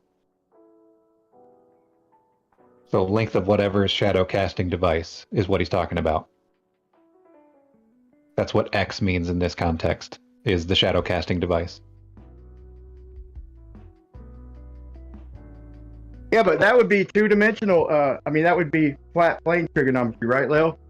Well, not really. I guess not necessarily, but you could basically, if you could figure the cosine, if you have the length, you can get the length by the cosine of the angle and the position, or you could pretty much solve the circle. I'm not disagreeing with what he's saying, but I'm letting him know that works equally well on a plane. I got to shout out Lil because he didn't like that I butchered the last super chat. He gave me a $5 super chat to tell me to think about what I'm trying to say before reading it. Shout out to Lil. Thank you, brother. I got it up on screen. People can determine what's going on here. I'll tell you what, Lil. Next question you have, PayPal it, and we'll not only answer it, we'll go over it with an entire discussion. In detail. Right. Right. Okay, I'll mention at least then that using cosine to figure that out based on your latitude doesn't make sense for a flat Earth, Brian. Well, I could say it doesn't make sense for a globe Earth because how are you invoking distance? You're just assuming distance. That's a lot of assumptions, right? No assumption of distance is given there, Brian. Right, but to solve it, I'm saying you have to have X, and where it would be assumed, right? I'm not saying this debunks a globe or nothing like that. I'm just saying to solve that, we would need X. We can't do it. We can't do it with just the cosine. I mean, that's why I always ask, show me the height to any star on a globe. Right, it has nothing to do with the height to any celestial object. The X in this context has to do with the X in this context has to do with the size of the shadow casting object. The thing that's making the shadow. Right. That's why I was saying earlier with the shadow, that's not two-dimensional, bro. And you just said it right there. The shadow measurement is not two-dimensional. It has to do with the length of the shadow. Oh my God. That's how. It's God, right dude. in front of your eyes. I didn't say, Brian. I did not say. He's still on the same old stupid subject. Right, Yeah, I didn't Shut up, dude. You coming in, Johnny come lately bullshit, bro. No, I've been gone for an hour and you're still on the same shit. Brian, Bro, we don't need your Sam Sausage Head fucking comments, bro. You don't even know what we're talking about. Nasa shit is giving colorful an hour and a half commentary. ago. It's colorful commentating. Fuck. Right, Brian. At no point did I say that shadows are not 2D anymore. See, that was bullshit you had to throw in there to try and just throw off the conversation. You just invoked the problem with the basic trigonometry working for a globe, and you have a problem with that. I just told you I didn't have no problem with that. I could do it equally. Look, here, you just invoked the elevation due to the distance of the shadow. So you've left the length width second dimension when you invoke the distance of the shadow. Did you not just say the distance of the shadow dictates the altitude of the fucking thing in question? Are you going to change that story too, pal? What I actually said was that if you have the length of your shadow casting device and you make a fucking right triangle out of it, which is what Lael was trying to say, that fucking thing, the cosine of your latitude, will help you figure out how long that shadow is supposed to be. And how do you figure out your latitude? I don't know, Brian. You answer that fucking question. Why don't you fucking know? Shut up. You can derail the conversation as much as possible. You Just showing you. You don't have a clue, bro. Brian, you cannot derive your latitude just based on the length of the shadow. I know that. Oh, thank you. I know that. That's what So he's why did acting you like. ask that? He's acting like you can. He's acting like a shadow is a two-dimensional measurement. Hey, let's take, In other words, he did say the shadow is a two-dimensional measurement. He most certainly did say that. Let's take Any a side shadow step, guys. measurements you take on a 2D surface are going to be 2D measurements. Guys, let's take a side step, a breather. Let's give 2 minutes to breathe to talk about something else. Like Brian, Payne as a shield, I think he is a person that don't like bullshit to go on and on. He don't like the conversation, people questioning, arguing, like circular arguments and going about little nonsense. I think he would like the conversation to end and shut us down. What do you think, Brian, about people who don't think that we should have these conversations? Yeah, I know. I think if you go back and listen to Paid NASA Shill for the last 6 months, Anytime you hear him, it's just going to be an insult. All he ever, and I mean ever does, he never brings up a point. He just brings up insult and how Just somebody don't fire, understand. NASA, you That's think all that's he does. fair? You think that's a good representation of what you do, NASA? Put it to the test. That's 100% correct. You think, Gary? What do you think? That there's some people in here that really don't like the conversation to keep going because they understand it a way that they say everything else is just bullshit, and they need to come in and shut us down. No, Pay NASA Shield just likes to jump in and say some stupid smart-ass remark, and that's all he ever does. Where's he at? Brian's I right. thought he was here. That's Gary's job. I thought NASA was here too. Like you just did. Farmer's Boy and Paid NASA Shield are probably close cousins. Yeah, Farmers, like you you think? said. Farmer, you in the same boat of Pain as a Shield, says Gary. Farmers. What's the Yeah, value well, yeah, but Gary knows shit, so who cares what he says? Right, and I know specific counterexamples of where paid NASA Shield is actually. He just exampled it. That's funny. Okay, I'll go ahead and finish anyway. Yeah. Let's see. I know specific examples where paid NASA Shield has provided a line of argumentation in response, a rebuttal to what was previously said, and then posted a citation. Those examples do exist, and I definitely could go back and find them. Do you want me to do that? Find one from today, bud. Find one from today. Find one from today? He hasn't been here that long. He was here, then he went off to get the oil change in his car. It out today, but I'll talk about last month, man. I can get one. Yeah, so he's posted citations for his arguments, right? Oh man, good times, Dude, man. here's Paid NASA Shield, man. Here's Paid NASA Shield, bro. I can come back and check it out. I can come back with icicles on my beard and shit. Talking about, man, dude, look, I just physically took a chunk of the firmament to show you, man. And Paid NASA Shield be like, nah, man, fuck it, he's stupid, man. He needs to bring us a piece of Mars's firmament or something, man. He's a dumbass. That'd be Brian.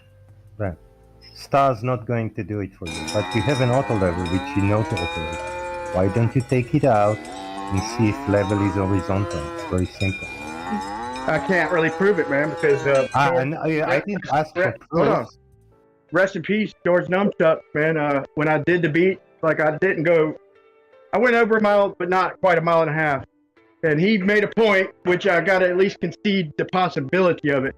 He said that when I did my measurements, the reason I stayed the same height over the water the whole way is because each time I set up my instrument, I was ever so slightly changing angles to work my way around a ball of earth. As stupid as that sounds to me, I got to at least concede the possibility that's at least a possibility, right? That's guys, just being perfectly honest. Hold on, Chike. Hold on. Let me read a super chat by Leal. This time I pay attention to what you say, Leal. Another big $10 super chat. Thank you, Leal. Killing it today. Leal says, Doofus has a right because the super chats only allow so many characters, so he cannot explain himself too well. But Leal got a point here. Time and date gives an angle of elevation if I assume that correct. Is that true? Time and date gives an angle of elevation. To anybody who wants Absolutely. It's three-dimensional. Doofus is wrong. Time and date gives an azimuth and an elevation. It's not two-dimensional. Two-dimensional would be right ascension or azimuth, however you want to put it. It is three-dimensional. Shadow is a three-dimensional measurement depending on the height. That's why you use a specific height of stick. They use it in SunCalc as a height of 1 meter. That tells us the elevation. Three-dimensional measurement. Doofus is wrong. All right, well, let's address that. If I'm wrong, can you count for me how many dimensions there are amongst the two components, altitude and azimuth? How many are there? That's XYZ, bud. That's three dimensions. Okay, you didn't count. That's great. 2. 1, 2, 3. XYZ are 2 coordinate components. Therefore, by definition, they are two-dimensional because there's only two dimensions mentioned. So now XYZ is two dimensions. Is that what I'm hearing? What was not what he said. You're hearing, Brian. Just because you didn't like the answer doesn't mean you get to change it to some other version of some I shit. asked a question, bro. I asked a The answer is question. not going to be what you said. I'm going to go with what I said, and I said I asked a question. altitude angle and the azimuth are two components. They are only two, and that's two-dimensional I by literally definition. asked a question. So is XYZ two-dimensional? And he says I'm wrong. So my question made me wrong. Once again, is XYZ coordinates two-dimensional? Did I use X, Y, and Z, Brian? Yes or no? I need you to answer that question. Done count. Use X, Done Y, count. and Z, or did I use Done altitude count angle uses and azimuth? XYZ. Done count uses XYZ. The XY determines the position on the circle, and the Z determines the length of the shadow according to a 1 meter stick. So that's the Z, the elevation or the altitude of the measurement to the star or sun. No, Brian. Jesus Christ. Don't just say no. Tell me where I'm wrong. Is XY measure the position on the circle and Z That's not azimuth, measure the that's one. elevation of the star? Right, azimuth is one coordinate component. It is not separately X and Y. Azimuth is one coordinate component. XY is the position on the circle, right?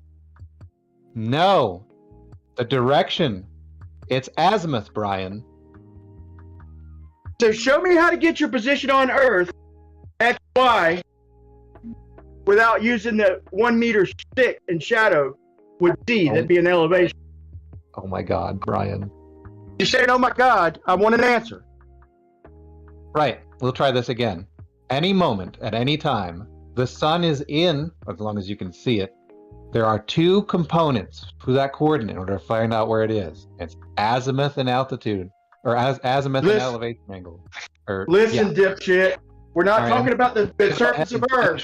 And finish. There's no point at which X and Y enter into this. There is no X and Y here. It's just azimuth and altitude angle. Those are two components. We're not talking about your 2D surface of Earth, dipshit.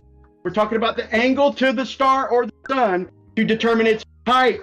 Quit saying shit you have no clue about, bro. Please. Uh-oh. You know shit about that, Duffy's. Yeah, nobody knows shit about nothing. Brian, let's count dimensions, okay? One by one. Can you do it? No one knows shit. Hold on, man. My shit's on 2%. I'm trying to find the charger real quick. What'd you say? I said, let's count the dimensions.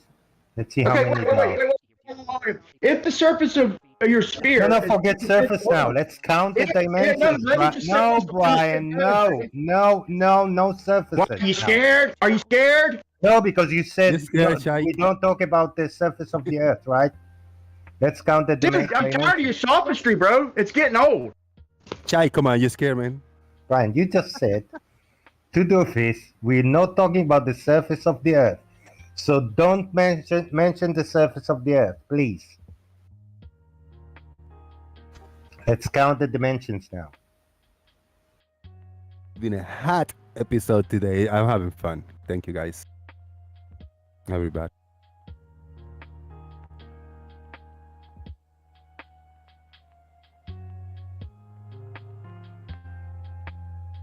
Everything I know, I learned on the streets. On Sesame Street.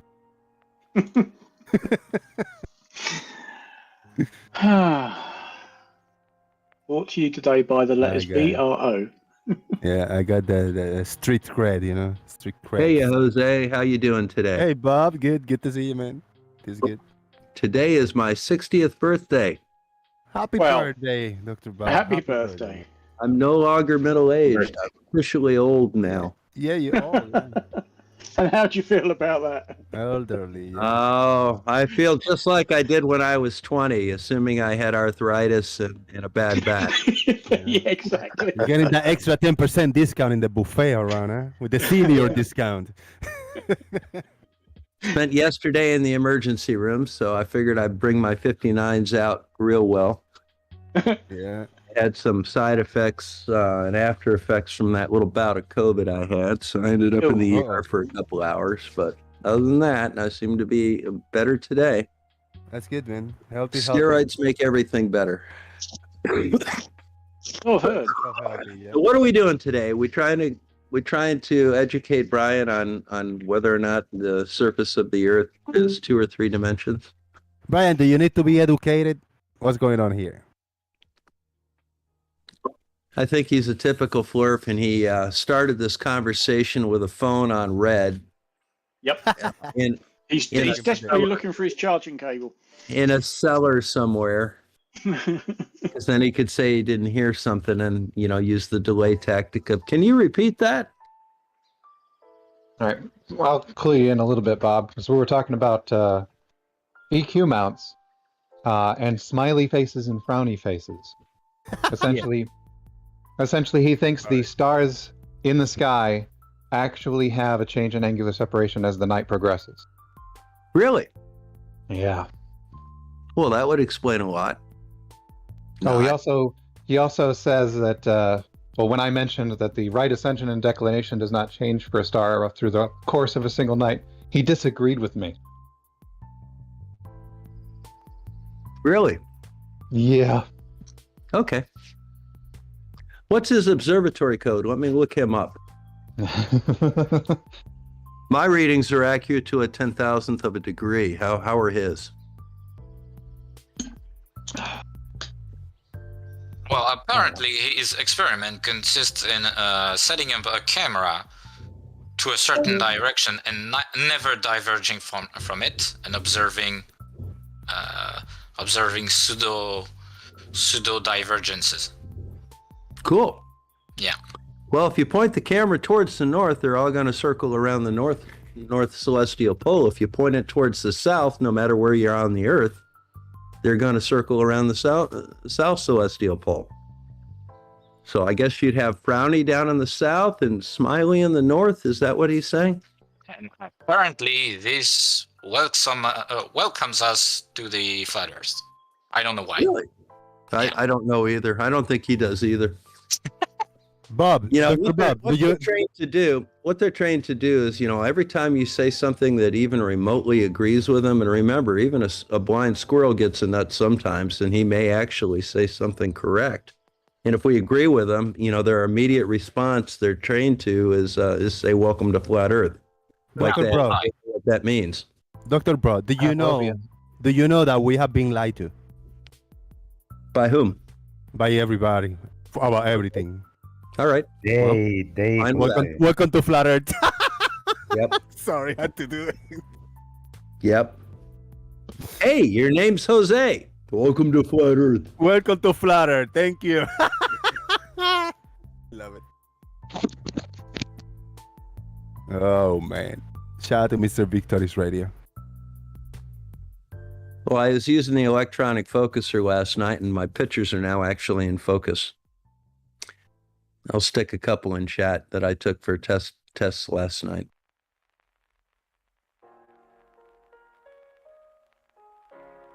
This image on screen right now. Welcome to Flat Earth. Shout out to John Smith.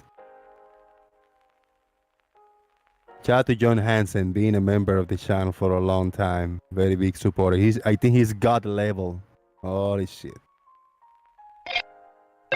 Sorry, man. I still got to find my charger, but I got like a couple percent. I heard what you were saying, Bob, but I couldn't respond.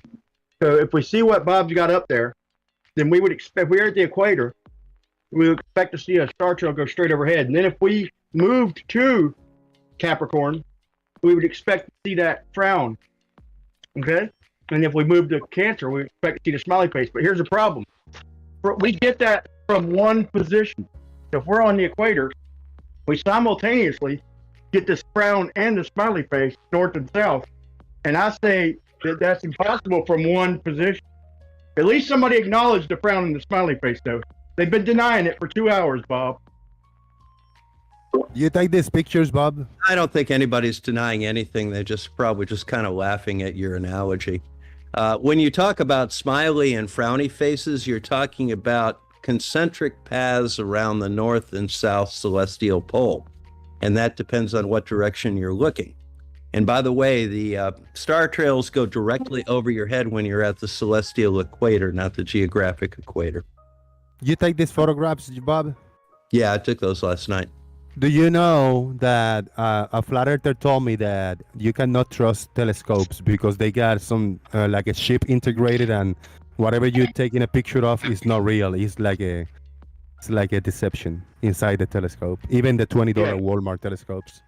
On equinox, the celestial equator corresponds to the physical equator, right? Correct. It does all the time. The celestial equator is always over the equator. That's what I was saying. That's what I was saying on equinox. They questioned me about it, so I quit bringing it up. But I led with that. Yeah, no, all year long, not just during equinox, all of the year. No. The celestial equator doesn't all year long line up with the regular equator because talk to him, Bob. Oh my God! Yeah, actually it does, because the celestial. You know what causes the celestial equator, Brian? In your model, the Earth rotation. Okay, so on equinox. Well, in every model, the Earth rotation. Okay, then every day. Okay, so why did you say it didn't then, Bob? Why did you just now say that only on fucking equinox does the celestial equator line up when I asked for confirmation? No, what I said specifically was when you were under the celestial equator, it appears to be straight out to your east. Okay. You have to listen to your answer. Again.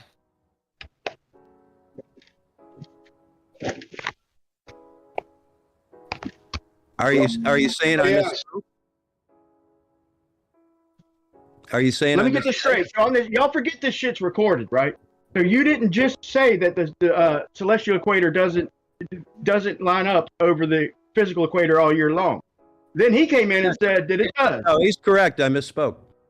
All right, good. See, that's what you do when we're wrong. We say we're wrong, like I did earlier, like Bob did, like the other guy did. But some people like Doofus, they're never wrong. The entire reason the celestial equator is over the Earth's equator is because the Earth is rotating. That's the only way it happens. Okay, but you agree that if I'm doing a star trail from, let's say, 20 degrees north of the equator, and I'm still going to see the star straighten out over the equator and then appear to deviate the other direction in the south. They're not going to deviate. No matter where I'm at, if I'm looking off toward the horizon, I'm going to get three separate Brian, paths. they're just rotating around the celestial poles. So they know we're on a sphere, right? So the stars must know we're on a sphere and know which way to go to correspond overhead. Because we are on a rotating sphere. They would have to know we're on a sphere. They don't have to know anything. They simply act that way because we're on a rotating surface and we're viewing a rotating surface. But now, does everybody here acknowledge that from the equator we get a straight line face, smiley face, and frown? Do we all acknowledge we can measure the deviation with the shadow? Do we all acknowledge that now? What deviation? Yeah, we've already acknowledged a long time ago, Brian, that when you project that path onto a flat surface, that's when the deviation appears. It's when you're looking at it, and when you're looking at it, and you're measuring the angle between those two objects directly, the angular separation between those two objects does not change. What if I was floating in free space, Doofus? What if I was floating up above the ground? Okay, would I still have to form a smiley face, a frown, and a straight line to keep track of the object?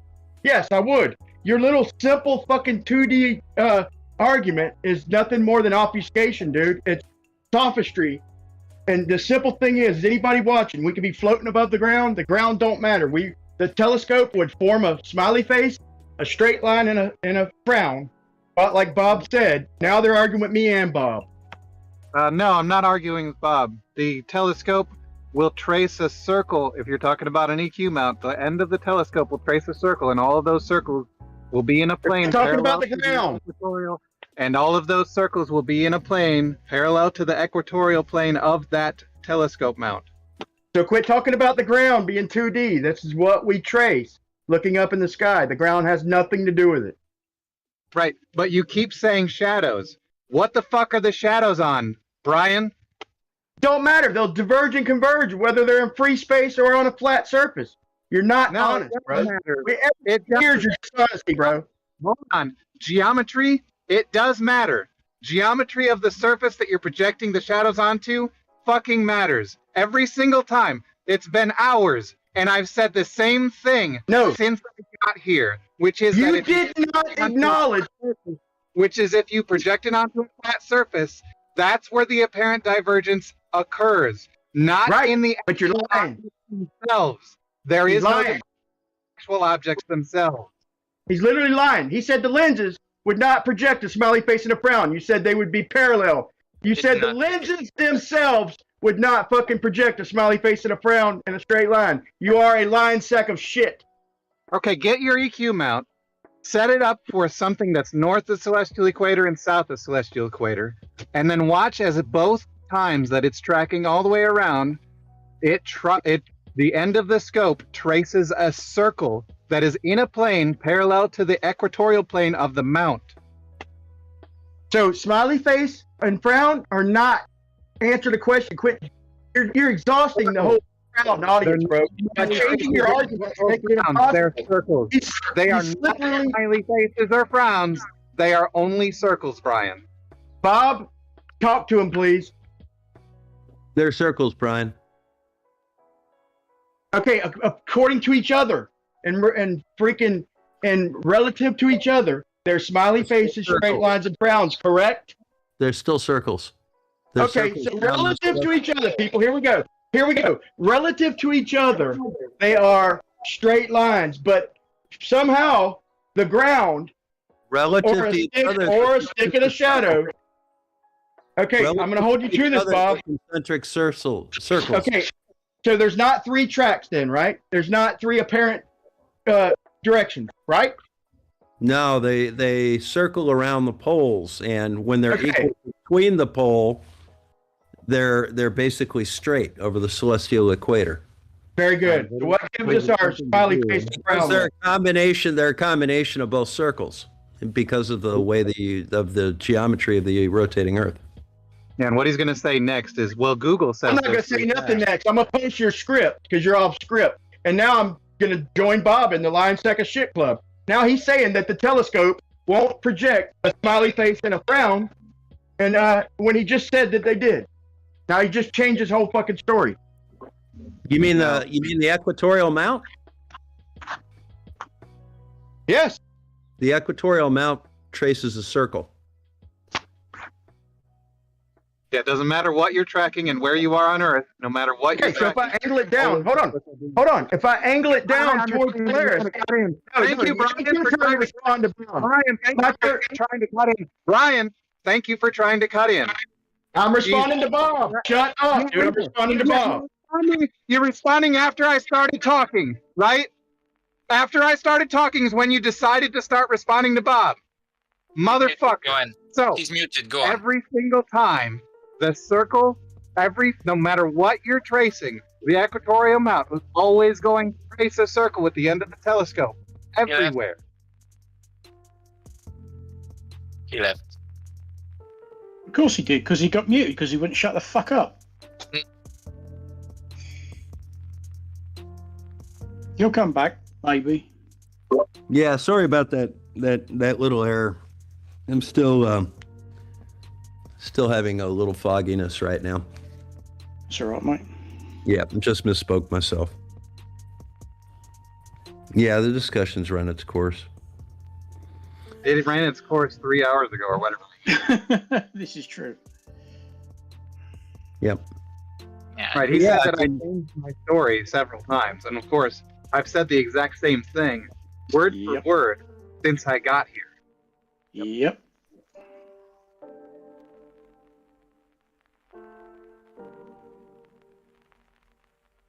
Since you guys were talking about the EQ mount, Bob, can anything in the sky be tracked at an even 15 degrees per hour from horizon to horizon?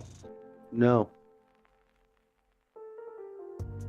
Because you have refraction. down by the horizon, you have to use a King's rate. But you don't really So- observe in that area anyhow because, the interference of the atmosphere gets a little too much. And you and Wolfie made a video on that, right? No, I didn't make a video on it. Wolfie did. Yeah, you interviewed Wolfie on a video, and you guys talked about the EQ mount. No, we talked about it, but I didn't make a video on the King's rate. He did. No, I said you and him, yeah, you guys mentioned the King's rate in that video. That's how I found out about the King's rate. Yeah, I know. You think that's some sort of a got you because of a well-known effect? No, kind of it is, because you guys have always claimed that the EQ mount can track anything across the sky at 15 degrees per hour from horizon to Well, it horizon. does, but you have to take into account refraction down by the Well, then horizon. it doesn't. Then it doesn't. let You me- have to let- adjust let and me- manipulate it, Gary, right? With a Gary- King's rate. Gary, allow me to rephrase the question. Dr. Bob, can we trace a celestial object from zenith to zenith at 15 degrees per hour? Will it track from horizon to horizon? Gary, at it 15 wasn't degrees your per turn hour. to answer. Tyler. I didn't ask you. Yeah, it'll go zenith to zenith. Your mount will actually do a complete circle. Now, Wolfie had a nice video where he tracked the sun for 24 hours and just had the telescope point at the sun, and you see it. It goes around in a complete circle. And did he track it at 15 degrees per hour? Yes. And without manipulation? No. There was nothing manipulated. No King's rate adjustment in the No. tracking rate or whatever. Nothing. No. Just 15 degrees per hour. No, that's what he did. Now, as a result of that, when it's down by the horizon, refraction will bring it up a little bit, and it'll be a little off, but it's not that much. It's enough. So wasn't the EQ mount supposed to be able to track things? It does. Because It it's does. a ball, and it was designed It to does. track around a ball. Yes, it Absolutely. does. But then it fails at Well, the it works. horizon because No, it why? doesn't. You call it No, refraction. Gary, stop talking and learn something for a change. Oh, I does learned. not I learned from you fail and at Wolfie. It does not fail at the horizon. You have an extra atmospheric effect at the horizon that can be accounted for, but it doesn't fail. The object's still right at the end of the telescope where you're pointing it. No, because Wolfie also has. Wolfie also has Don't tell me tracking what where he's Wolfie tracking the has. sun. You don't watch Wolfie's videos, so don't try and explain something that Wolfie's explaining. You're not smart enough to do that. When the object is at the horizon, you have that refraction causing a little bit of looming, and as a result, that will change the visual position of the star a little bit. It's not much, but it's enough that if you're tracking something to a matter of arc seconds. How many arc seconds are in a degree, by the way, Gary? I have no idea, and I don't care. Well, you should. Well, I don't care.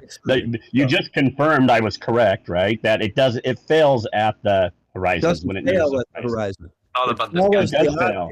Because if you don't adjust it or manipulate it with a King's tracking rate, what will happen is the EQ mount will keep on going, following that round circle it's making, and it'll go down while the sun is still. That's not refraction.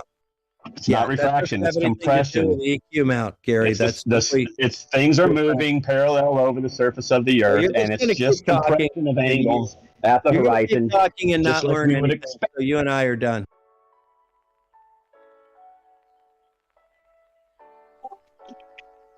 So, anybody else have any issue with the EQ mount tracking things?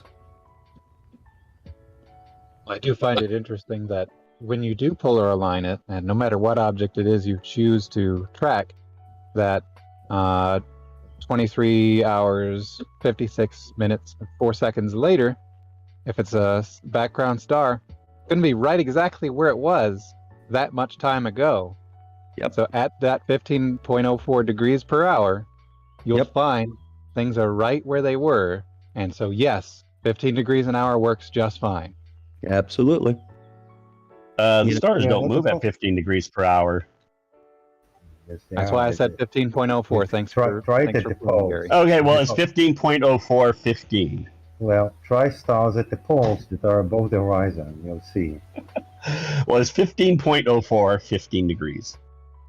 Well, then you know it, so why aren't you putting it into action? You know, I know that's what. that's the difference between reading something in Wiki or on Google and I understanding. didn't read it on Wiki. I hear this on you guys when you guys talk. Well, that's the 15 difference. degrees and 15.04 are not equivalent, are they, Bob? Gary, Do you want to know why those numbers are different, Gary, or do you want to just keep bloviating? Well, enlighten us. Well, okay, I'll enlighten you. 15 degrees per hour is the mean solar rate. 15.04 degrees per hour is the sidereal rate. What is a mean solar rate? Could you explain to everybody here what the mean solar rate is? Do you know why there are two different?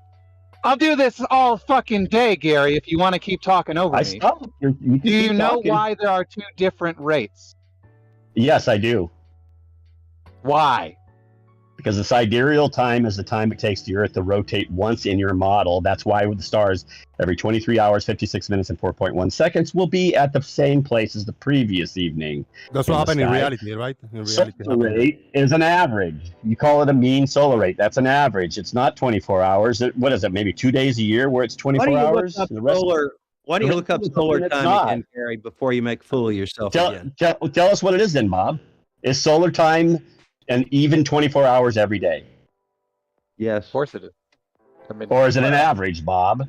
I mean, it's like a quarter of a second off, which is why. So you misspoke. It's more than that. You misspoke, Bob. You did it again. This is the second time one show. You should probably take a rest from whatever medications they put you on. So you're getting things screwed up solar today. Time is 24 hours from noon to noon. It's an average. Yeah. It's 24 hours from noon to noon. It's an average, Bob. Why does my clock doesn't change? My clock doesn't change 1 second behind or forward. Gary's So trying it to is get in on. reality. What Gary's trying to do work with the sun reaches the high point in the sky every day. There are very tiny variations in the orbit of the Earth, etc., that need to be taken into account. That's why we have an extra day on leap year. It's why occasionally we have to add a leap second into the timekeeping system. That has to do with just the very fine variations of the orbit and the rotation of the Earth. How many sidereal days? No more insults, Bob? Gary. No more insults. I'm not Gary. insulting him. No, I'm telling you that no more insults. If then you tell him not to insult me. If we haven't had any insults, but no insults. And if we have had insults, no more insults. That's it. We don't need to talk anymore. That goes for Gary, for Bob, for Blue, for me, for Brufus, for Chike, for everybody in here. Right? Go ahead. Let's not mention that anymore. I already spoke my question. Piece. Do you know why there's a difference between the rotational period of the Earth and the solar day? And the tell me, Bob. Period of the Earth. I want to hear what you're going to say. Tell me, Bob. Has to do with the position of the sun in reference to our orbit around the sun. Or does it have to do with position of the sun's rotation around our flat Earth? Nope. It's an elliptical orbit. No, the Earth rotates roughly 1 degree a day. So as a result, when the sun is directly overhead, which is the definition of noon, solar noon at least. Or does the sun change about 1 degree per day? Gary, you were done. No, I'm not. Who are you talking to? I'm talking to you. So when the sun is directly overhead until the sun is directly overhead the next day is 1 solar day or 24 solar hours. The reason there's a 4-minute difference between that and sidereal time is the fact that we've moved an extra degree in our orbit. And as a result, the sun has moved over 1 degree and we need to wait for the Earth to rotate another 4 minutes to get to it. That's why And yet we don't see that in star trails at all. Thank you, Bob. Why would we? All right, can we have a shout out to Super Chat? First Super Chat we had in a while. And it's by Truth Nerds for €5. Truth Nerds. Thank you very much. Thanks to Gary, we learned today that a mean is just an average. My mind is blown. Thanks, Gary. Is there anything you don't know?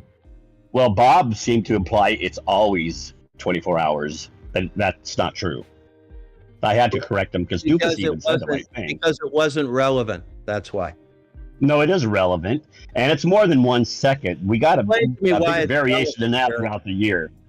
Gary, it's not a lot, but it's bigger than 1 second. Is there anything Yeah, you don't said know, sort of Gary? That's the last Nope. segment of the question. Remember what The last I segment of the remember super before- chat is is there anything you don't know, Gary? No, yeah, a lot of things I don't know. All right, good. Explain to me why that tiny variation is relevant in this example. Well, because over the course of a year, if you add up all those differences between the sun's rotation around the Earth, of course, you think it's the Earth's orbit around the sun, but and the time for the sidereal day of the stars, which is 23 hours, 56 minutes, 4.1 seconds, you get, actually, in your model, you have 366 Earth rotations in a 365-day calendar year.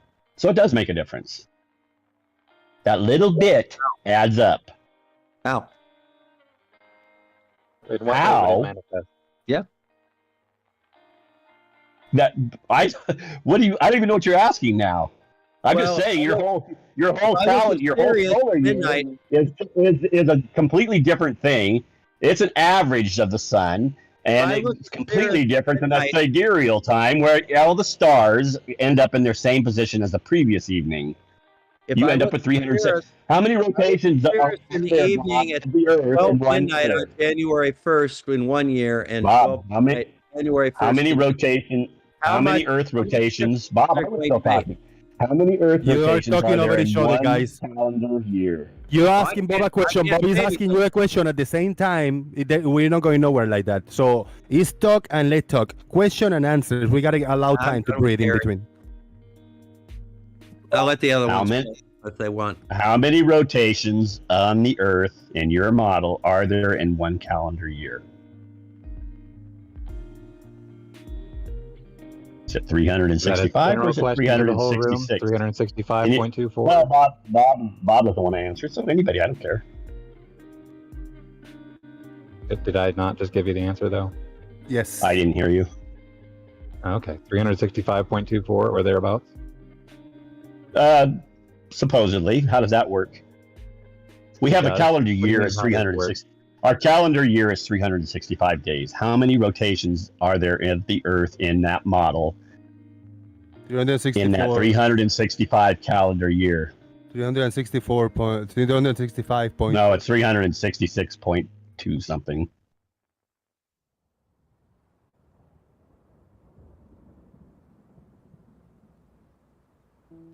See, that's how you guys get away with everything. You hide things in the different things like that. Hide. The sun circle, or it's an elliptical circle around the Earth from tropic to tropic. It's always elliptical, except for maybe when it's actually over the tropics. How are you Then it might be visualizing more that? circular. On a flat plane or on a globe? How are you visualizing On that? a flat circle. On a flat circle.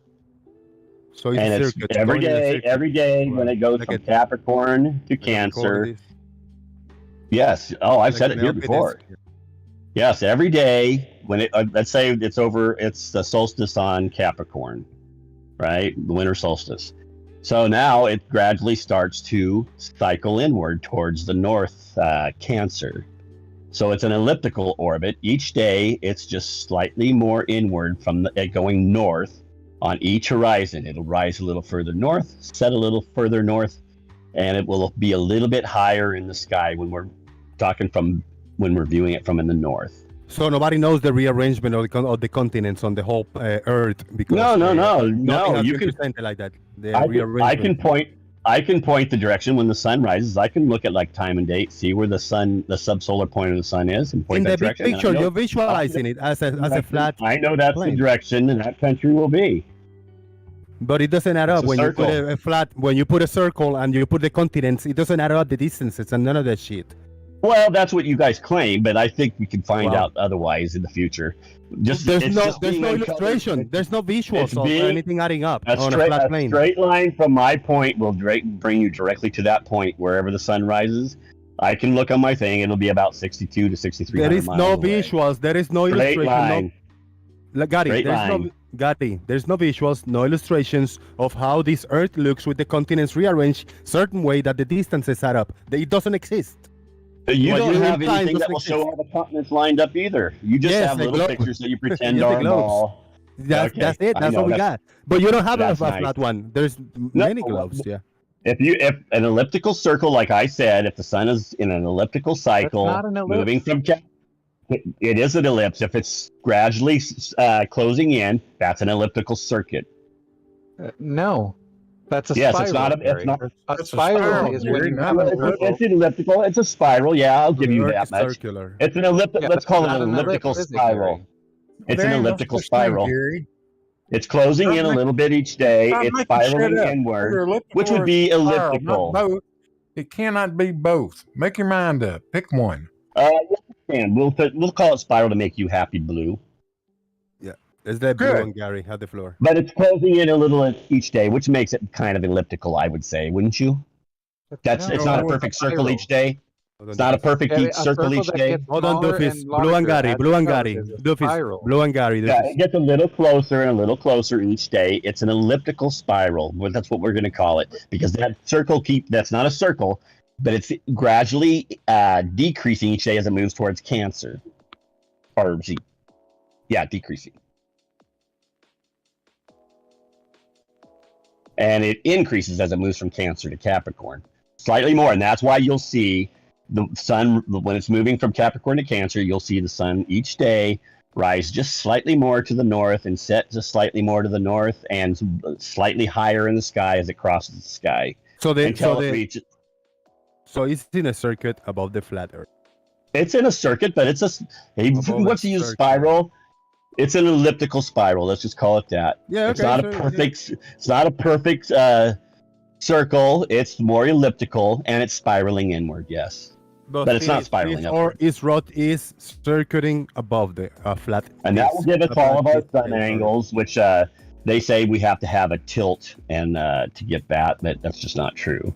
When the sun gets over Cancer, if you're looking at from Capricorn, you'll get the same sun angles that they claim is the tilt of the Earth, and the rotation and all that stuff is all covered just simply by the sun spiraling inward and outward from tropic to tropic. We'll get all the same sun angles. By the way, Gary, Seasons. why does the sun In seasons. Why is the sun Huh? spiraling in and out? Well, that's the way God designed the clock calendar that He set right. above us. Yep. Right. Well, I know you don't like it, but what are you going to say? That's how it was Gravity. designed. I know. That's a good Gravity. explanation. Big Bang gravity. That explains things. No, it doesn't at all. You can't show gravity. No, you no, can't, I you can't said, produce it. no, sure you can. And I showed exactly No, how no. it can work on a circle flat Earth. Well, all you need to do is say God designed it this way. Oh, I did say that. I've said that many times on this show. And yeah, it's a good explanation. It's a good mechanism that, for everything. Good mechanism Tell me to anything. squirm Why- out of why does arguments. the water boil? Why If there's a does the God water and He boil? created the Earth God and He set it designed at the this way. clock calendar, which He said in the book of Genesis, they will be for times and seasons and for days and for years. And He was talking about the sun, moon, stars, which He had just set in motion in the heavens, and God's power sustains those motions. Mhm. So you'll never discover the cause or the reason. You can know the cause, it's God, but you'll never discover how He does Don't it you and how find His it- power works. Don't you find it convenient that it's something you will never be able to measure? No, that's even in the Bible. You're not going to be able to measure everything out. You can think you do, but you guys misunderstand how perspective works, and so you can't even figure that out. We misunderstand. Right. Yes, we do. Yeah. Talking about perspective, Brian. So you guys- Gary, hold on. I have a question for you. Yes. Which I tried last time and we couldn't make it. What? What's your question? So we have this image. You claim the observer is at 200, about 200. Okay, we're not talking. We're changing the subject. Because We're on no, the subject. you brought us. You're talking about all Gary, these Gary, it's you that brought perspective. things. Remember? At least a dozen times, and I even put a Gary, diagram in the. Why are you scared? Gary, whatever. Is this picture On frightening Discord. you? Is this picture frightening you? No, not at all. No. So you said. Chunky, I'm not going to Gary, talk to you because Gary, you're changing the subject. I want to continue on the Gary, subject we're on, or I just won't talk. Chai, perspective. Gary is afraid to talk to you. Chai, Gary is No, afraid to talk to you. Just let him be, Well, man. well, question let him numerous not- times. let him not answer. He's not He's afraid. It's 1,250 okay. feet. He's not Gary, 1,250 Gary, feet above you the don't tower. have to answer, but you need to shut up when I present it. Well, So Chikey, Gary I'm not said- going to even talk. I'm already putting Gary, diagrams Gary, in you Every can't time he stop talk me over from you, talking. he's scared. on Discord. Every time he I'm talks not over you, scared. Chike, he's scared. If he talks Okay, if that makes you feel better, Jose, okay. I put the Gary. diagrams several times, but I You didn't want to start talking spam and you you don't because let you complain Chike if talk.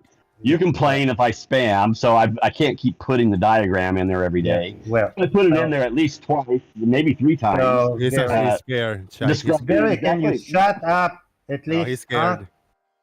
You know what? I'm just gonna hang up, or I'm just gonna mute, and I'll just listen to you, Chikey. Right. We were talking about the model of the Earth and how it works with the sun. Gary. You changed the whole subject, just like you've done before. I'm just going to mute as Gary. Gary said he's going Gary, to mute. mute Shivering. yourself. I have a question for Gary. Wait, Oh, hold Is it on. I had regarding a what we were question talking He's before trying to you. get this out. Shaking. I had a question before you. So, Gary said that the observer is about what I marked as 274 feet. That's where Were it you the says observer, Chikey? Were you the observer? Gary, Chikey, were you the observer? Am I Jump talking? scare You number said one. you Jump said scare number you one, mute Chike. yourself. We're gonna count the jump scares by Gary. You said you We're mute getting yourself afraid. and listen. Are you going to mute yourself, Gary? No, just let No, go ahead. You go ahead. This could be fun. So Gary said the observer is at 274 feet. However, I can didn't say see- any number. Second jump scare. No, Gary is afraid. I said, Gary, where the 74 feet. I didn't say you said 74 feet. I You said just said where. Gary said. 3. I said, listen carefully, Gary. I said, Gary said the observer is at what I marked as 274 feet. Okay, I never said 274 feet. What you said was Gary said I said 274 feet. Listen carefully. It's English, Gary. Yeah, I heard you the first time. I Chikey. said Now no, you're changing you it slightly. didn't. You didn't. Yes. I said Yes, Gary I said did the hear. observer is at what not Gary, what I marked is 274 feet. However, I also marked 400 feet at the tower, which I say it's pretty accurate, and I also marked the 292 feet on the hub of the turbine. And for some odd reason, the farther 229 feet is aligning with the closer 400 feet at the tower. Can Gary please explain to us how this happens if I'm looking from below the 400 feet? Yes, it's very. In fact, I've got a video on the same thing. It's the same thing as Ranty had. You do? You're below the top of the tower. You're not above the tower. It wasn't at Right. 1,250 feet. So why did the But- 292? Are you going to let me answer your question? Mhm. Okay, you wanted an answer. Now I'm going to answer you. So don't disturb it. Don't interrupt. You don't like it when I do. Okay, so you claim the observer was, 1,200 or 1,250 feet? I can't remember what the number was now, but somewhere around there. Okay. The observer obviously was higher than Ranty was, because he can look down at the tops of the buildings there, right? So we'll give you that, right? Right? You didn't say anything about tops of buildings. Those buildings on the ground there by the tower, you can see the tops of those buildings, right? No, I can't. Maybe you can. In your picture, they were there. There were buildings at the bottom there. You can see the tops. There are buildings. Well, you can see the tops. I can't. You can see that you're looking down at the buildings, right? I know I'm looking down. Okay. But now, if you take your same visual angle there, you're not looking down at the top of the tower. Now, if you were at 1,250 feet, you would be looking down at the top of the tower. You're not. So he's not, whoever the observer was, he wasn't at 1,250 feet. He was somewhere where he was beneath the top of the tower, yes. But you claimed he was over. The tower was what, 600 feet total or 600 meters total? The tower is actually 518 feet, and you need to add the 26 feet from above sea level. So total of 445 feet. Oh, never mind. Top elevation. Hold on, I gotta hang up a call. So, Okay. So anyhow, let me just finish what I was going to say. So it's obvious to me that the observer was not 1,250 feet, that he was somewhere around the middle of the tower in height. That's why he can look down at the bottom of those buildings, or at the top of those buildings that were below by the tower, but he can't look at the top of the tower. He's obviously under that. So now you're going to have the parallax effect, and you're going to have to envision this in your head. He's actually below the tower's top. He's closer to the tower than he is to the mountains, which are far away, right? How much farther are they, Chikey? Or is it Chike or Chikey? I keep saying Chikey, but I think it's Doesn't matter, Chike. Gary. Hey, hold on. I'll be right back. I got to reconnect. I lost my Bluetooth connection. I can barely hear you. I'll be right back. Well, while he's thinking about that, well, how would a 650 feet altitude difference to that tower manifest from that distance to the tower? That would be an interesting question. Can I give a shout out to his over 3 hours the show? Gary, why the sun moving at 15 degrees at Cancer and Capricorn? I'm gonna turn my phone off. My Bluetooth isn't connecting. I'm gonna turn it off and turn it back on. I'll be right back. I can't hardly hear you. I'll be right back. Bless you. Thank you. First solid sneeze.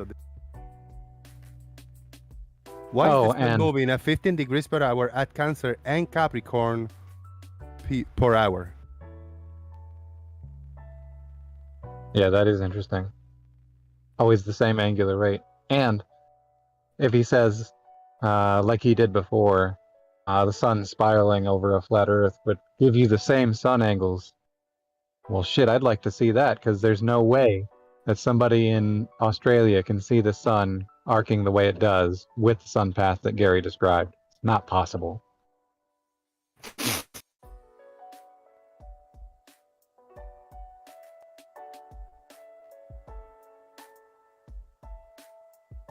Or anywhere from the equator and south.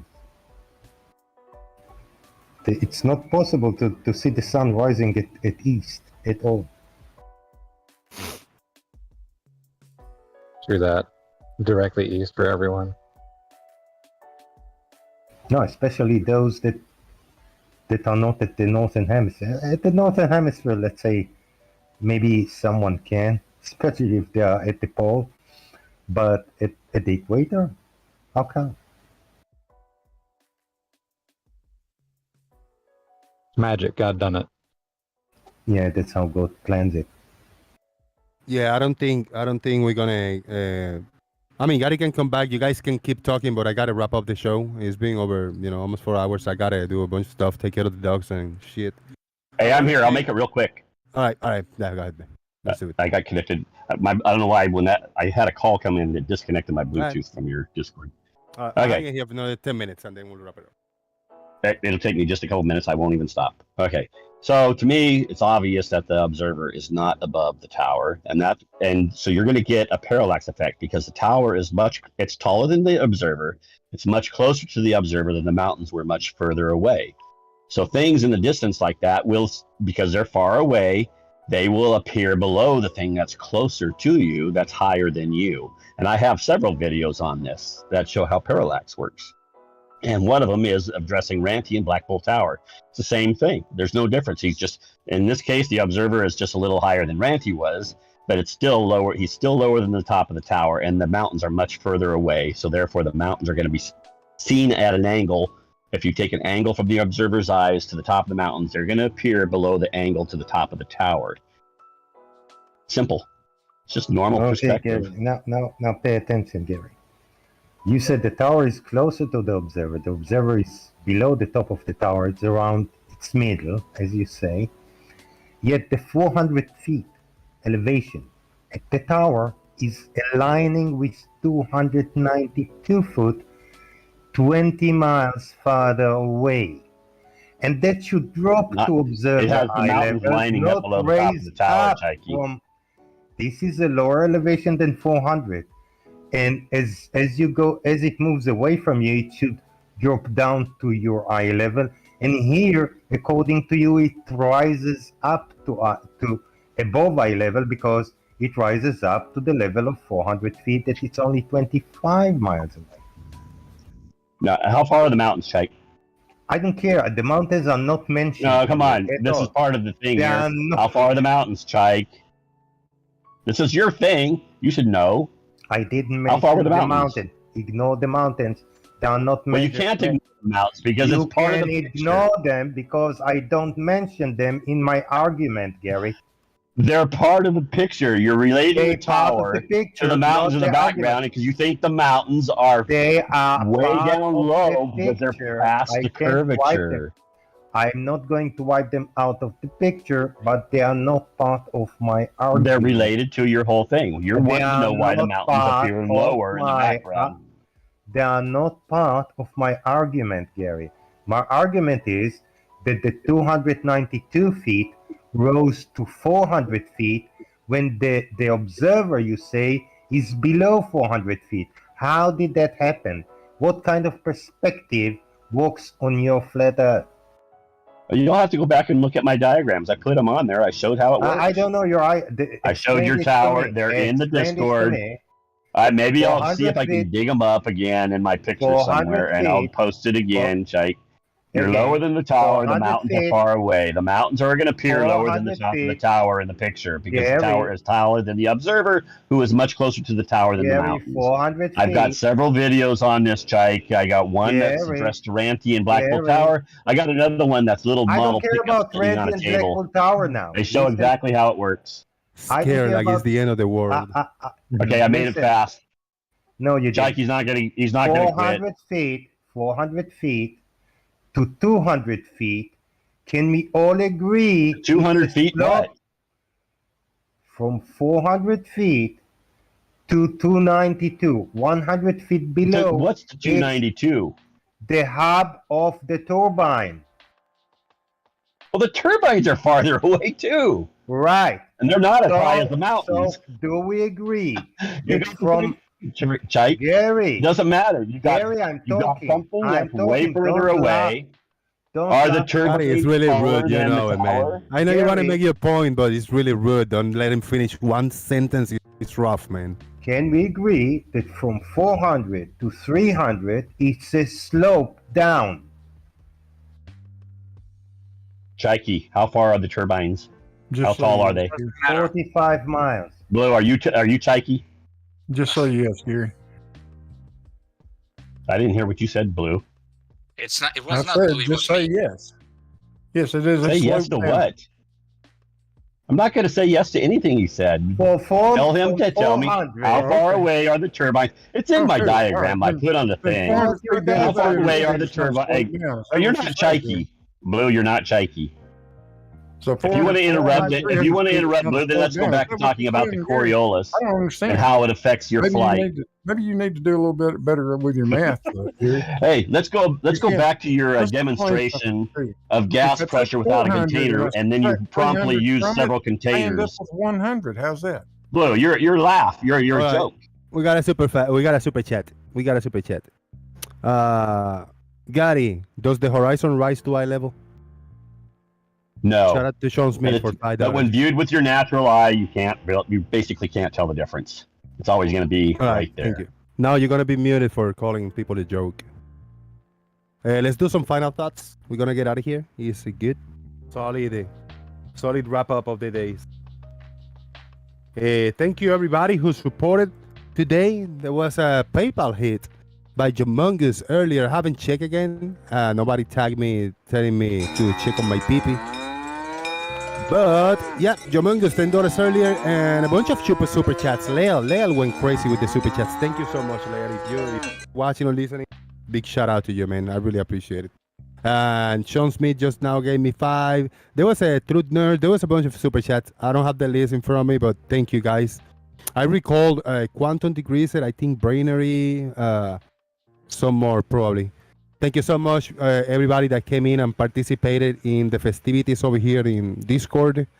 Thank you to Brian Leakey and Gary. They were like the opposite view. That was hot. And Brian Mabbett in the beginning. Good times, man. Dan the Waterman made an appearance, but he took off quickly. He didn't even speak today. There you go. Thank you again, everybody, for watching. Let's do final thoughts. Big Blue, you are first with the final thoughts. Good show, Jose. I enjoyed listening to that. Apparently, Gary doesn't like it when people overtalk him. So I don't know what to tell you, Gary. Wham. See you later, Jose. Thank you very much, Blue. Chaik, final thoughts.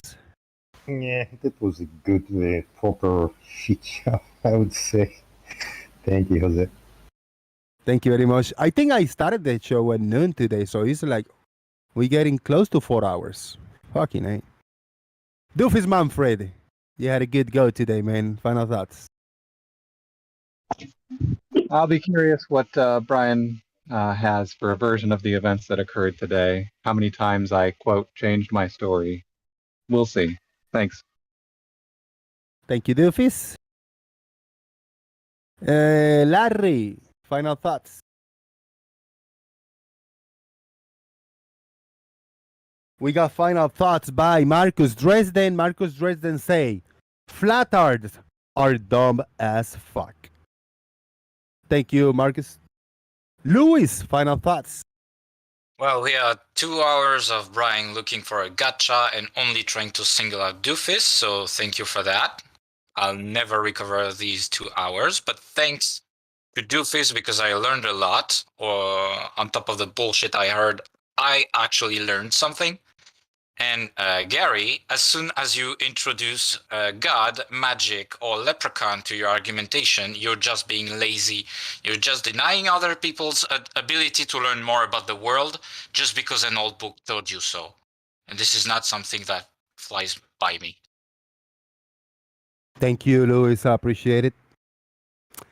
Sean Bro Smith, if you were here for final thoughts. Snestley Wipes, final thoughts. Yeah, Jose, it was very interesting today. Like yourself, I'm kind of science illiterate, and I just let everybody kind of with more experience than me get into the debate. But something I found interesting was the fact that Gary, like most flat earthers, kind of goes to the whole biblical thing. And I did have a question for him. It's like, basically, if God is on his side as a flat earther, why did he create Globers? That's my question to him. Thank you very if much. He's still around. Thank you, Snestley. I appreciate it. Gary earned the right for final thoughts because I give you a super chat on his behalf. Let me. Final thoughts, Gary. I have to laugh. I just went to your the actual YouTube channel and I saw your poll on the moon and which direction it moves. Only 10% of your audience believes that the moon moves from west to east, even though that's your model. Kind of funny. Thank you. Appreciate it. Yeah, I gotta finish that poll, so it's logged and recorded. The results of the poll are. Uno is my dog, just in case. Turn my camera here so you know. Here's what I got on screen for you.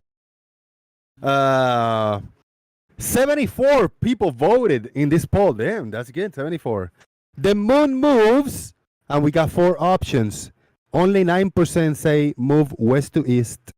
17% say the moon is moon like to move it. Moon like to move it. 32% say that the moon moves east to west, and a big 40% say, hello, I'm new. Just like me, I'm new too. Thank you very much, everybody. Jose JG.